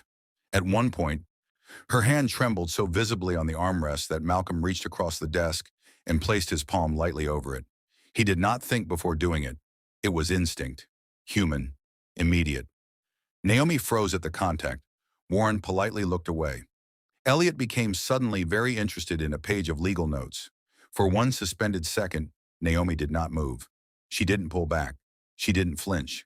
She just looked at Malcolm's hand over hers as if trying to understand why such a simple touch felt so foreign. His hand was warm, steady, and gone almost as quickly as she noticed it. Malcolm withdrew it and said, in the same measured tone he'd used all day, one step at a time. But the moment remained, quiet, charged, unavoidable. When the meeting ended, Elliot promised to begin filing the first disputes before nightfall. Warren went to coordinate with his team. Malcolm stayed behind in the study, staring at the folder Elliot had left on his desk. Naomi lingered near the door, one hand on the frame as if she wanted to leave, but couldn't quite make herself do it yet. "Mr. Hayes," she began. Malcolm looked up. "Stop calling me that when it's just us," he said. The request caught her off guard. "What?"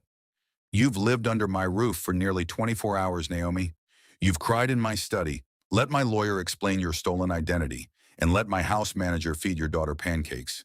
If it's just the two of us, call me Malcolm." Naomi stared at him. It should have been a small thing, a name, but names matter. Titles create distance. Names create possibility. "I don't know if that's a good idea," she said honestly. Malcolm's expression shifted. Only the faintest trace of something almost amused, almost wounded. "Why? Because I'm rich?" Naomi shook her head. "Because lines matter." Malcolm leaned back in his chair. "You crossed one when you hid in my guest room." The words should have sounded harsh. Instead, they landed like dry truth. Naomi surprised herself by almost smiling. "That's different." "Is it?" he asked. She hesitated, then admitted the deeper reason. "Men like Marcus always hated when I called other men by their first names." The room went still. Malcolm's face changed instantly. Not with pity, with that same controlled anger she was beginning to recognize. "Then maybe that's exactly why you should do it," he said. Naomi's breath caught. For a second, she forgot how to answer. "Malcolm," she said softly, testing the name like something fragile. It changed the air between them immediately, more intimate than either of them was prepared for. Malcolm held her gaze a beat too long. "That's better," he said quietly. The evening settled over the mansion in layers. Staff voices faded. Security rotations changed. The sky darkened from gray to blue-black, and the private guest wing became its own small world inside the larger estate. Ava fell asleep early after a day that had stretched her emotions in every direction. Mrs. Jenkins had found her an old animated movie to watch in the sitting room, tucked her beneath a blanket, and kissed the top of her head with the authority of a woman who mothered every child within reach, whether invited or not. Naomi spent the first hour after Ava fell asleep doing what trauma had trained her to do, checking the locks twice, then 3 times. Looking out the window, listening for footsteps in the hall, verifying the code lock on the wing door, straightening items that didn't need straightening, folding a sweater she had already folded. Malcolm passed the corridor once on his way back from the study and saw her standing in the kitchenette, staring into a cup of tea she clearly wasn't drinking. He paused at the doorway. "You should sit down," he said. Naomi looked up, startled. "I'm fine." Malcolm glanced at the untouched tea, the tightness in her shoulders, the way she had not changed out of the same clothes since morning. "That's not true," he said. Naomi gave a tired little exhale that might have been a laugh if there were more strength in it. "You always this direct?" "Usually worse," Malcolm replied. That actually earned him a faint smile. It disappeared quickly. But he saw it. And because he saw it, he stepped inside. There were no staff now. No Warren. No Elliot. No Mrs. Jenkins bustling in with food or advice. Just Malcolm and Naomi in the low light of the private sitting room. Ava asleep in the next room. The entire mansion hushed around them like it knew something important was about to happen. Malcolm poured himself water from the kitchenette and leaned against the counter instead of taking the larger chair. It was a small choice, but Naomi noticed it. He was making himself less formal, less like a man interviewing her, more like a man willing to stay in the room. "Do you ever stop thinking?" she asked after a while. Malcolm glanced at her. "Rarely." Naomi nodded as if that confirmed something. "I can tell." He tilted his head slightly. "That obvious?" "You look like someone who's always 3 moves ahead," she said, "even when you're standing still." Malcolm considered that. "That's one way to survive." Naomi's fingers tightened around the mug. Mine was staying small. The honesty of that answer hung between them. Malcolm looked at her more closely now. No uniform, no staff role, no forced composure for the sake of employment. Just Naomi in soft lamplight, tired, beautiful in the unguarded way people become when they forget for a moment that they are being watched. "Who taught you that?" he asked. She didn't need him to explain. "My mother first," Naomi said quietly. "Then life." Malcolm stayed silent, and she continued, perhaps because silence from him never felt like pressure, only invitation. "My mother used to say, if you don't take up space, people leave you alone." She meant well. She grew up hard. Thought invisibility was protection. Sometimes it was. Sometimes it just made it easier for people to ignore what was happening to you. She stared down into the tea. "By the time Marcus came along, I was already good at making myself fit around other people's moods." Malcolm absorbed that without interruption. He understood more than she realized. His own version had looked different. Not shrinking, but hardening. Learning early that emotion could be used against you. That grief made people uncomfortable. That power was cleaner when it wore a calm face. "My father used to say something similar," Malcolm said after a moment. Naomi looked up, surprised. "Your father?" He said, "Never let anyone see what they can use." Naomi held his gaze. "Iman, did it work?" Malcolm's mouth curved without humor. "Depends what you mean by work." He took a slow breath, and when he spoke again, his voice had changed. Lower, less polished. "I learned how to win, learned how to read rooms, learned how to negotiate with men twice my age when they thought being young and black meant I'd be easy to outmaneuver. Learned how to build things no one could take from me." He glanced around the quiet wing. "But somewhere in there, I also learned how to keep life at a distance." Naomi watched him carefully. She had heard things about Malcolm Hayes from tabloids, business magazines left on coffee tables, whispers among vendors and staff. Self-made mogul, brilliant, demanding, private, widowed. But none of those words prepared her for the man standing in front of her now, speaking without performance. Your wife," she said softly, because she knew enough not to pretend she didn't know. Malcolm's gaze shifted to the window. For a moment, Naomi thought he might shut down completely. Then he surprised her. "Her name was Claire," he said. "She died 6 years ago. Brain aneurysm, no warning. One ordinary Tuesday morning, and by that night the house felt like it had been hollowed out from the inside." Naomi's breath caught. "I'm sorry." Malcolm nodded once. "Everyone says that." He looked back at her. "Most people mean it. Doesn't change the fact that after a while grief becomes inconvenient to everyone but the person carrying it." Naomi felt something tighten in her chest.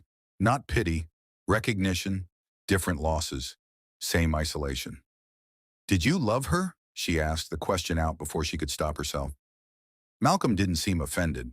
He seemed almost grateful for the lack of caution. "Yes," he said simply. "Very much."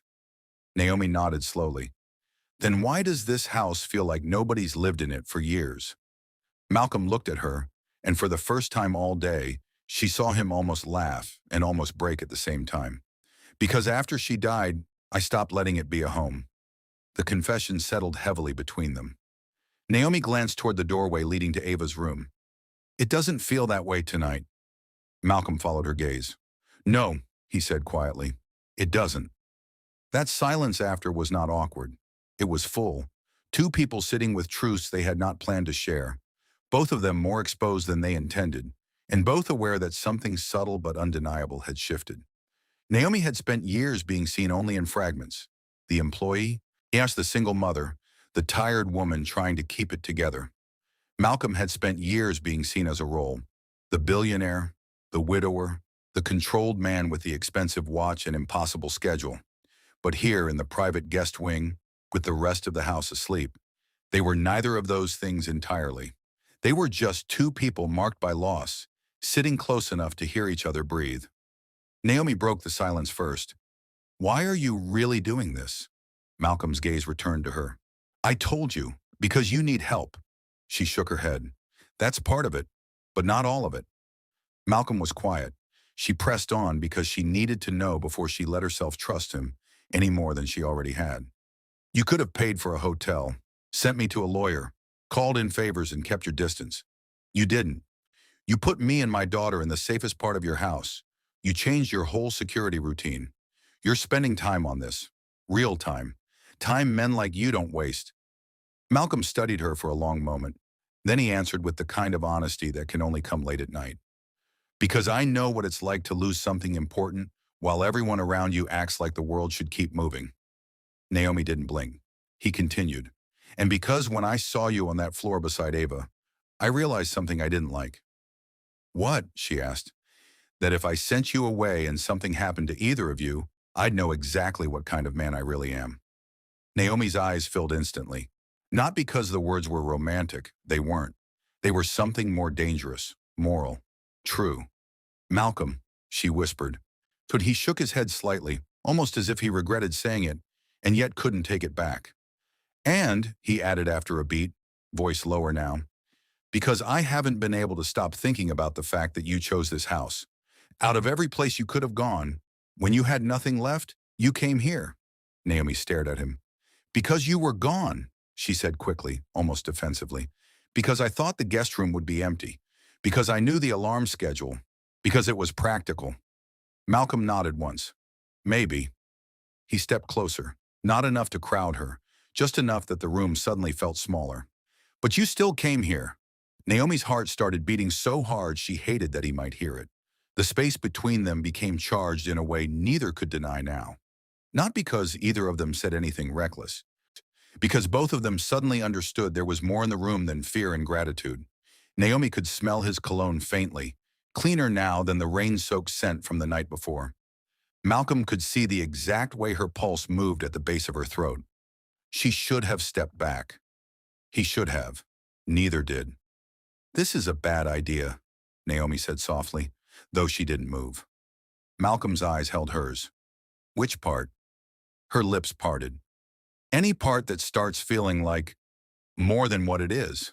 Malcolm's voice dropped. And what is it? Naomi gave a shaky breath that was dangerously close to a laugh. A crisis. Malcolm looked at her for one suspended second, then said the one thing that made it harder to breathe. It stopped being just a crisis the moment I started worrying about whether you'd eaten. Naomi's breath caught. Hey, that was it. Not a grand confession, not a rehearsed line, just a quiet truth so unexpectedly intimate it nearly undid her. Her first instinct was to run from the room. Her second was to lean into the warmth she hadn't felt in years. Both instincts warred inside her while Malcolm stood there, not reaching, not demanding, simply present in a way that made choice feel both possible and terrifying. You can't say things like that to me, she whispered. Why? He asked. She looked down, then back up, forcing herself to say it. Because women like me hear kindness and mistake it for safety, and men like Marcus use that against me. Malcolm's face changed immediately, all heat replaced by something steady and fierce.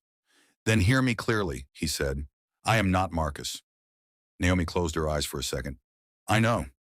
When she opened them again, and they were both still exactly where they'd been. Too close, too honest, too aware. A soft sound from Ava's room broke the tension before it could become something neither of them was ready to survive. Naomi turned instinctively toward the doorway. She talks in her sleep when she's anxious, she said, her voice unsteady. Malcolm stepped back at once, the spell breaking but not disappearing. Go to her, he said. Naomi nodded, then paused halfway to the bedroom door. She looked back over her shoulder, and what she saw on Malcolm's face unsettled her all over again. He was not flustered, not embarrassed, just deeply, undeniably affected. The kind of look a man gives when he is already and farther than he planned and knows it. Good night, she said softly. Malcolm held her gaze. Good night, Naomi. She disappeared into Ava's room, and Malcolm remained where he was for a moment longer, listening to the quiet murmur of her soothing her daughter back to sleep. He had been right earlier. This was no longer temporary in the way he kept telling himself it was. Something had begun tonight in that sitting room, in the spaces between confession and silence, in the way Naomi said his name, in the way he almost reached for her and chose not to. And if Marcus Reed had any idea what he was provoking, he was even more foolish than Malcolm first believed. Because threats could make Malcolm strategic, but when something started to matter to him, truly matter, he became relentless. Later, long after Naomi had settled beside Ava and the guest wing lights had dimmed, Malcolm returned to his study and opened the file Elliot had left. The fraud trail was worse than they'd thought. There were indications Marcus may have used Naomi's information not only for debt, but to attempt a shell LLC filing tied to a failed property flip. Small money by Malcolm's standards, devastating by hers. There was also a flag note buried in a county filing that made his eyes narrow. A pending notice connected to a civil complaint scheduled for review in less than 2 weeks. If Naomi had been served without understanding what it meant, she could have ended up with a default judgment large enough to wreck any chance at stable housing for years. Malcolm leaned back in his chair, every line in his body tightening. This was no longer just emotional abuse. This was predatory, calculated, layered, and it meant one thing clearly. Marcus had not been improvising. He had been building a trap around Naomi for years. Malcolm picked up his phone and called Elliot despite the late hour. "Tell me there's a way to stop the civil review before it hits default," he said the moment Elliot answered. "There is," Elliot replied, already sounding more awake than any sane person should at that hour. "But it'll take immediate filings and a declaration from Naomi." "Why?"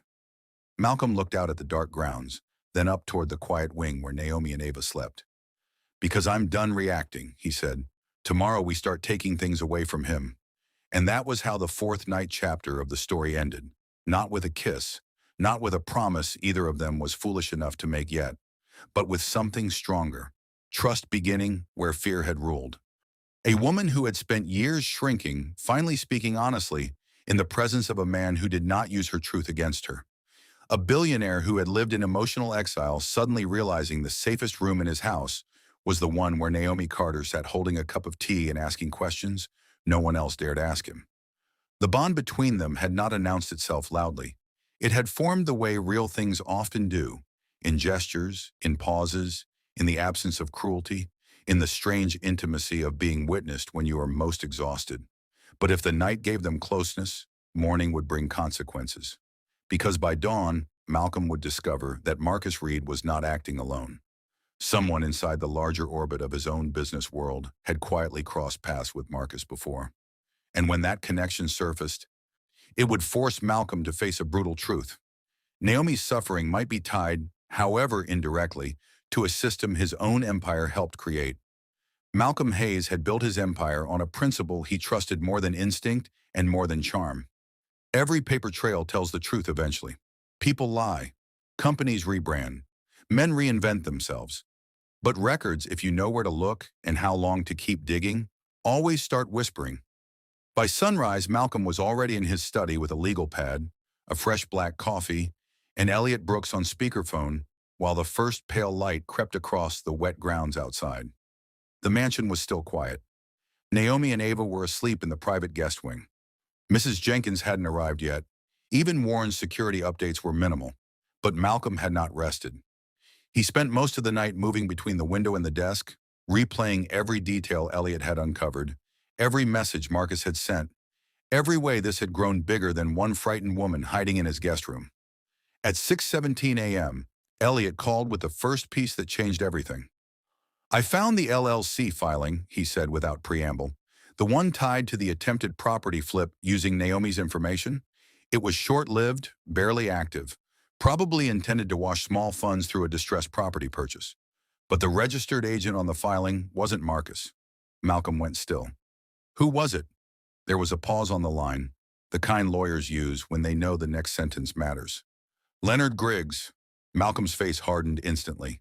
The name was enough. He didn't need a second explanation. Leonard Griggs had once been a development partner in the early expansion years of Hayes Urban Capital. Sharp dresser, smooth talker, knew how to make underfunded neighborhoods sound like opportunity while quietly feeding on the people trapped inside them. Malcolm cut ties with him 4 years earlier after discovering irregularities in a cluster of distressed housing acquisitions, fees hidden in shell contracts, exploitative rent rollovers, title confusion that seemed designed to force desperate families out faster. Leonard had walked before the full damage surfaced, buried under settlements and denials, and Malcolm had told himself ending the partnership was the right move. Clean, necessary, enough. Now Elliot was telling him Leonard's name sat inside the same paper trail that had strangled Naomi Carter's life.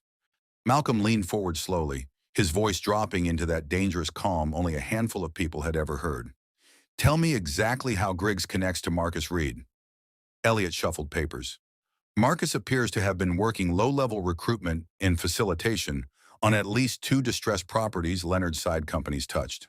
Translation? He likely found vulnerable tenants, pressured them, got signatures, moved paperwork, maybe handled intimidation without ever appearing on primary documents. There's also a record of Marcus receiving payments from a consulting shell tied to one of Griggs's dissolved entities. Small payments, off-book enough to avoid attention unless someone was already looking. Malcolm's grip tightened around the pen in his hand. He could feel the shape of it now. Men like Leonard built legal-looking machines. Men like Marcus fed those machines with fear, confusion, and people too financially bruised to fight back. And Naomi? Malcolm asked. Where does she fit? Elliot exhaled. Based on timing, it looks like Marcus used her identification details to support at least one application and possibly one debt instrument connected to the shell. If her name had stuck cleanly, she could have ended up tied to liability on a failed property transfer she never understood. Even if it never fully closed, the debt trail alone would be enough to destroy her credit for years, which from what you've described is exactly what happened. Malcolm closed his eyes for a brief second, not from exhaustion, but from something worse. Recognition. This wasn't random abuse anymore. This was structure. Marcus had not only terrorized Naomi because he was cruel, he had used her because there were older, wealthier men who benefited from women like Naomi being invisible, exhausted, and easy to exploit. Malcolm's voice became colder. I want everything on Griggs, every dissolved entity, every property dispute, every civil filing, every tenant complaint that never made the news. I don't care if we have to go back 6 years. Elliot's tone sharpened too. Already started. But Malcolm, if Griggs touches this, and Griggs used to touch your company, you need to be careful. If this surfaces publicly the wrong way, people will say your empire profited from the same system that hurt her. Malcolm stared at the gray morning outside. Maybe it did, he said, and for the first time in a long time. And the truth of that possibility felt like a blow he could not sidestep. By 8 o'clock, the house had awakened. Mrs. Jenkins moved through the kitchen with the efficiency of ritual. Ava appeared in the private wing doorway, with one sock on and the other in her hand. Naomi followed a minute later, hair loose over her shoulders, face softer from sleep, but still marked by the tension that never fully left her. Malcolm saw her before she saw him. He was standing at the window in the breakfast room, hands in his pockets, jaw set. There was a weight on him this morning that even Ava noticed. Why does the rich man look mad? She asked in the blunt way only children can. Naomi's eyes lifted to Malcolm instantly. She saw it too. The contained fury, the kind that sat behind his stillness instead of breaking it. Good morning, she said carefully. Malcolm turned. For a fraction of a second, the hardness in his face eased when he saw her. Morning, he said. Ava ran toward the table when she spotted waffles this time, instead of pancakes, and Mrs. Jenkins declared with complete seriousness that she was spoiling this child into expecting room service. Ava giggled. Naomi might have smiled if Malcolm hadn't still looked like a man carrying news he hadn't decided how to deliver. She approached him slowly while Ava climbed onto a stool and began debating syrup strategy with the intensity of a world leader. What happened? Naomi asked under her breath. Malcolm looked at her. We need to talk. Her stomach dropped. Fear had taught her to hear those words as the prelude to collapse. About what? She asked. Malcolm glanced toward Ava, then toward Mrs. Jenkins, who immediately and without being asked said, Come on, sugar. Let's see if we can find blueberries better than yesterday's. Ava, delighted by any challenge involving food, hopped down and followed her toward the pantry. When they were out of earshot, Malcolm looked back at Naomi. It's Marcus, he said, and it's bigger than we thought. They moved to the study, because by now that room had become the place where truth landed hardest. Naomi sat, but only because her knees felt weak the moment Malcolm closed the door. Just tell me, she said, voice tight. Malcolm remained standing for a second, then circled the desk and sat across from her instead of behind it. It was deliberate. Less power, more honesty. Marcus wasn't acting alone, he said. Naomi frowned. Ash, what does that mean? Malcolm slid a copy of a corporate filing across the desk. The name Leonard Griggs meant nothing to her at first. It was just another polished name in a world of polished names. Malcolm explained carefully. Former development partner, distressed housing acquisitions, shell companies, pressure tactics on vulnerable tenants. Naomi listened, confused at first, then increasingly still as the shape of it came together. Marcus was paid by him, she asked. Through side entities, yes, Malcolm said. Not officially, not cleanly, but enough to establish connection. Naomi's fingers tightened on the paper. And my name, Malcolm nodded once. Your information appears to have been used in at least one of those structures, possibly more. And Elliot is still tracing it. Naomi stared at the page as if it might rearrange itself into something less cruel. So when Marcus ruined my credit, when we kept getting denied, when I couldn't understand why bills were attached to addresses I never lived at, her voice cracked. It wasn't just him being angry. He was using me for someone else's money. Malcolm's silence confirmed it. Naomi let out a breath that sounded more like a fracture than an exhale. How many times, she whispered. How many women? Malcolm's face darkened. Probably more than we'll ever know. Then came the part Malcolm did not want to say, and Naomi saw it in his face before he spoke. There's something else, he said. Her eyes lifted slowly. What? Malcolm held her gaze. Leonard Griggs used to be part of my business world. Naomi went completely still. Not because she misunderstood, because she understood too quickly. Used to be, she repeated. Years ago, before I cut ties. Malcolm's voice stayed steady, but he felt every word. I ended the partnership when I found irregularities. I thought I shut the door on it. Naomi stared at him, and he could almost see the room shifting in her mind. The billionaire, the mansion, the security, the protection, the private wing, the legal team, and now this. A line from the man who hurt her into the orbit of the man protecting her. You knew him, she said. It was not a question. Yes, your company worked with him. At one time. And now you're telling me the man who helped ruin my life was connected to your world. Malcolm didn't flinch. I'm telling you the truth before anyone else can twist it. Naomi stood so fast the chair scraped the floor. Do you hear yourself? She asked, voice breaking. Do you hear what this sounds like? Malcolm stood too. Yes. No, Malcolm, I don't think you do. She backed away from the desk, shaking. I came here because I thought this house was the one place he wouldn't think to touch me. I thought I was hiding in the home of a man who had nothing to do with any of this. And now you're telling me there's a thread, however thin, however old, between the man who used me and the empire you built?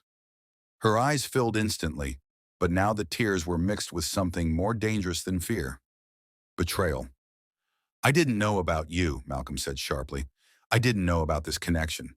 If I had, but you knew men like him, she cut in. So you knew what men like Griggs were capable of. You knew enough to cut ties. And still, somehow, they kept hurting people after they left your boardroom. The words hit hard because they were not entirely wrong. Malcolm took a step toward her. That's exactly why I'm telling you now. Naomi shook her head, one hand already reaching blindly for the doorknob. I can't be here. The sentence struck Malcolm harder than it should have, because he realized in that instant that her leaving no longer felt like a strategic inconvenience. It felt like loss. Naomi? No. She opened the study door, breath ragged. I can't do this. I can't sit in this house, sleep in those rooms, let Ava laugh in your kitchen, while I wonder if the same world that built all this also built the trap I've been stuck in for years. Malcolm followed her into the hall. Yet you think I'm part of what happened to you? Naomi spun toward him. I think rich men always say they didn't know until the damage shows up in their own homes. The line landed like a slap because it came from pain, not cruelty. Malcolm stopped moving. For one suspended second, all he could do was look at her. She was trembling, furious, hurt, terrified of needing him, and perhaps more shaken by the fact that she cared what this meant than by the facts themselves. I am not asking you to excuse what my world may have failed to stop, he said, voice low now, stripped of defense. I'm asking you not to run before I have the chance to tear it apart. Naomi's eyes searched his face, wanting to believe him and hating herself for wanting it. I don't know how to trust that, she whispered. Cedra, then don't trust the world I came from, Malcolm replied. Trust what I've done since the moment I walked into that guest room. For a second, Naomi looked like she might shatter. Instead, she turned away. I need air, she said. Naomi, wait. Please, she said, and this time the word was not fear. It was boundary. Malcolm let her go. She didn't go far. The inner courtyard was enclosed, secure, visible from 3 camera angles, and yet it still felt open enough for a woman who needed to breathe without being watched too closely. Naomi stepped out beneath the covered stone arch and gripped the cool edge of a column, trying to steady herself. The afternoon had turned bright, almost offensively beautiful after the storm. Wet roses glistened along the far garden wall. Somewhere inside, she could hear Ava laughing at something Mrs. Chut Jenkins had said. That sound nearly undid her, because this house had started to feel dangerous in the wrong way now. Not because Malcolm had threatened her, because safety was beginning to feel real enough that losing it would hurt more than she could survive. She leaned her head back against the stone and shut her eyes. Marcus had used her. Griggs had profited. Malcolm's business world had once brushed against the machinery that made it all possible. None of that meant Malcolm himself had laid hands on her life, but it did mean the distance between her suffering and his power was smaller than she had imagined. And if she let herself fall for a man from that world, even one who seemed different, what would that say about her judgment, about the lessons she swore she had learned? Her thoughts were interrupted by the buzz of a phone, and not hers, Malcolm's. She opened her eyes just as he stepped out into the courtyard, expression tight. "What is it?" she asked before she could stop herself. Malcolm looked at her, then at the phone, and whatever he saw there made the line of his mouth go hard. "Warren found something at the front gate," he said. Naomi's pulse spiked. "What?" Malcolm turned the screen toward her. It was a still image from the exterior camera. Someone had spray-painted the stone pillar beside the closed gate in thick black letters. "You can't hide her forever." For a second, Naomi couldn't breathe. The message was ugly, juvenile, almost crude in its simplicity. But that was the point. Marcus didn't need sophistication. He needed reach. "He was here again," she whispered. Malcolm nodded once. "Minutes ago, Warren's team missed the approach angle.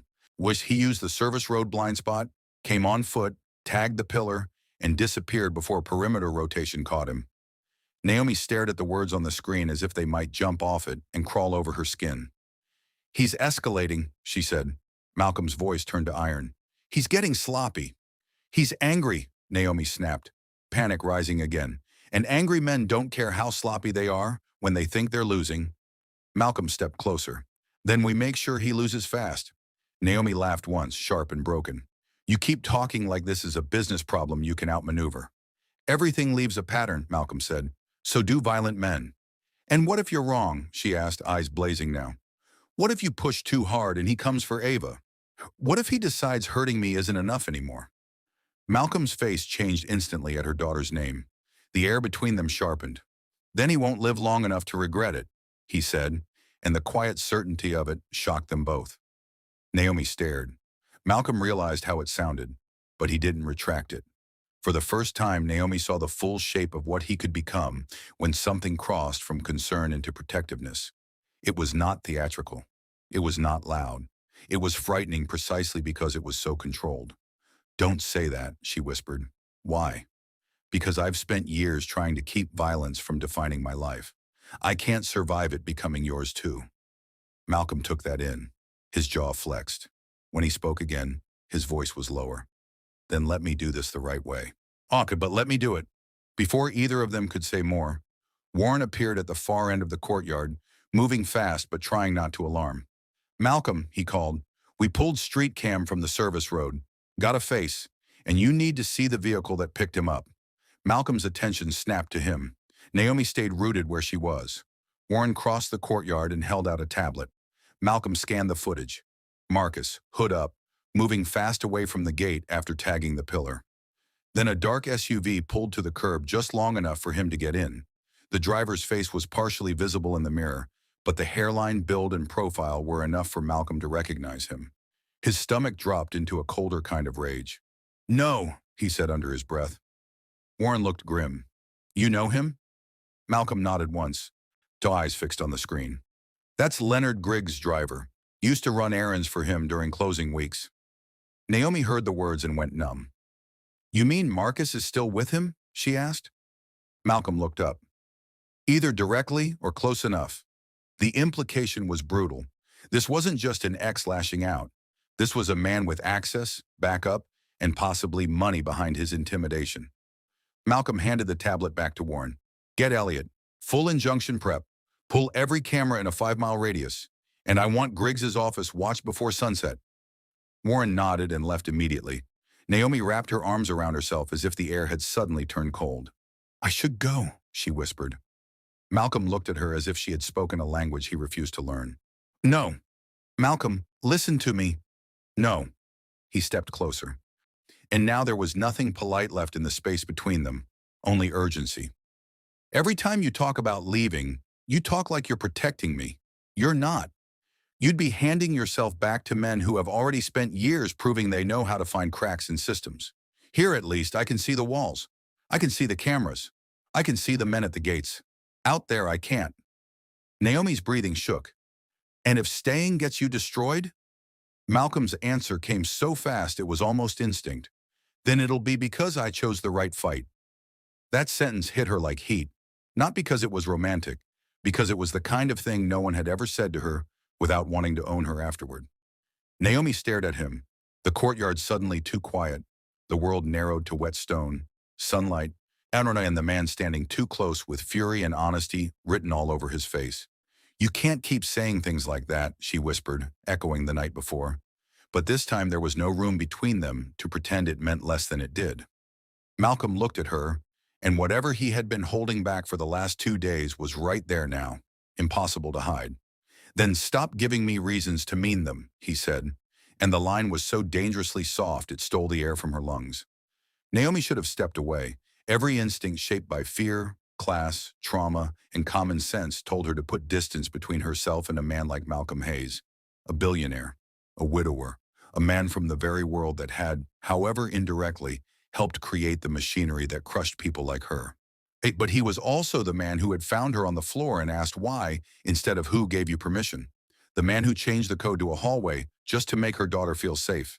The man who looked at a $12,000 fraudulent debt and treated it like an enemy, not a stain on her character. The man who had not once asked her for softness in exchange for shelter. And now, in the bright stillness of the courtyard, he looked at her as if she mattered in a way money had never been able to buy him. Naomi's voice came out barely above a breath. This is a mistake. Malcolm took one final step forward, slow enough that she could have moved if she wanted. She didn't. Probably, he said. His hand lifted, hovered for half a second beside her face as if asking permission without words, and then gently tucked a loose strand of hair behind her ear. Naomi shut her eyes for a fraction of a second at the contact. Such a small touch. And yet her entire body reacted as if he had traced a line straight through the center of her. When she opened her eyes again, he was close enough that she could see the conflict in his. Desire held in check by discipline. Concern tangled with something far more personal. Malcolm, she whispered. He lowered his forehead slightly, almost but not quite touching hers. Tell me to stop, he said, and it was not a challenge. It was an offering, a line placed entirely in her hands. Naomi's heart pounded so hard it hurt. She wanted to say stop. She wanted to say thank you. She wanted to say this cannot happen, not here, not now, not in the middle of fear and legal files and a child asleep in the next wing. But what came out instead was the truth she had been trying to outrun since the night he found her on the floor. I don't know how, she whispered. The admission changed everything. Malcolm's breath caught, just slightly. His hand moved from her hair to the side of her face, warm and careful, as if even now he was afraid of startling her. Naomi leaned in before she could think better of it. Just a fraction, just enough to close the space. Their lips were inches apart, and then Ava's voice rang out from the hallway doors leading back into the house. Mommy! Both of them jerked back as if the world had snapped into focus all at once. Naomi's hand flew to her mouth. Malcolm stepped away immediately, every line of him tightening with the effort of control. Ava came running across the threshold, clutching a crayon drawing, and oblivious to the exact kind of catastrophe she had just prevented. Mrs. Jenkins said I could show you now, she announced, bright and breathless. Naomi dropped to one knee instantly, grounding herself in motherhood before emotion could overtake her. Show me what, baby? Ava proudly held up the paper. It was a child's drawing of 3 people standing in front of a very large squarish house with too many windows. One tall man in a dark suit, one woman with long hair, one little girl in the middle holding both their hands. Above them, in shaky block letters, Ava had written, "My safe house." Naomi's breath left her in a way that felt almost painful. Malcolm looked at the drawing and then at Naomi, and the meaning of it passed silently between them with more force than the almost kiss had. Safe house. Not mansion. Not rich man's home. A not hiding place. Safe house. In the language of a 7-year-old, she had named exactly what this had become. Naomi's eyes filled instantly, but this time she didn't fight the tears. She wrapped Ava in both arms and held her so tightly the child squeaked in protest before laughing. Over Ava's shoulder, Naomi looked up at Malcolm. He was still standing where he had stepped back, one hand in his pocket now as if containing himself required something physical. But his eyes were on the drawing, then on Naomi, and in them was something undeniable. Not pity, not temporary obligation, something deeper, something already dangerous. "It's beautiful," Naomi whispered to Ava, though she wasn't sure whether she meant the picture or the impossible fragile thing that had formed around them in just 2 days. Ava beamed. "And I made you and the rich man big because you keep me safe." Malcolm actually laughed softly at that, the sound low and almost disbelieving, like even he could hear how close to the truth it was. "I have a name, you know," he said. Ava looked up at him with complete seriousness. "I know. Mommy says Malcolm now." Naomi's cheeks burned. Malcolm's gaze lifted to hers, and for one brief, electric second, everything that almost happened in the courtyard came rushing back. But neither of them said a word. They couldn't. Not with Ava there. Not with Marcus still outside the gate somewhere. Not with Griggs's shadow now stretching longer than either of them expected. So the scene closed not with a kiss, but with something more powerful for where the story needed to end. Malcolm crouched beside Ava and asked to see the drawing up close. Naomi stayed kneeling, one arm around her daughter, the other pressed lightly against her own racing heart. Outside the gates, Marcus Reed had crossed another line. Leonard Griggs was no longer a buried name from Malcolm's past, but a living threat tied to the same system that had trapped Naomi for years. The danger was bigger now, more organized, more personal. And yet, somehow, so was the bond forming inside the house. Malcolm had uncovered the truth, and it nearly drove Naomi away. Marcus had escalated again, and instead of breaking them apart, he had pushed them closer to a line they both knew they could not keep pretending not to see. Their first almost kiss had been interrupted by the one person who mattered most, and in that interruption came the image that would define everything that followed. Not a billionaire and a maid. Not a rescuer and a victim, but a man, a woman, and a child standing in front of a place that, for the first time in years, felt like safety.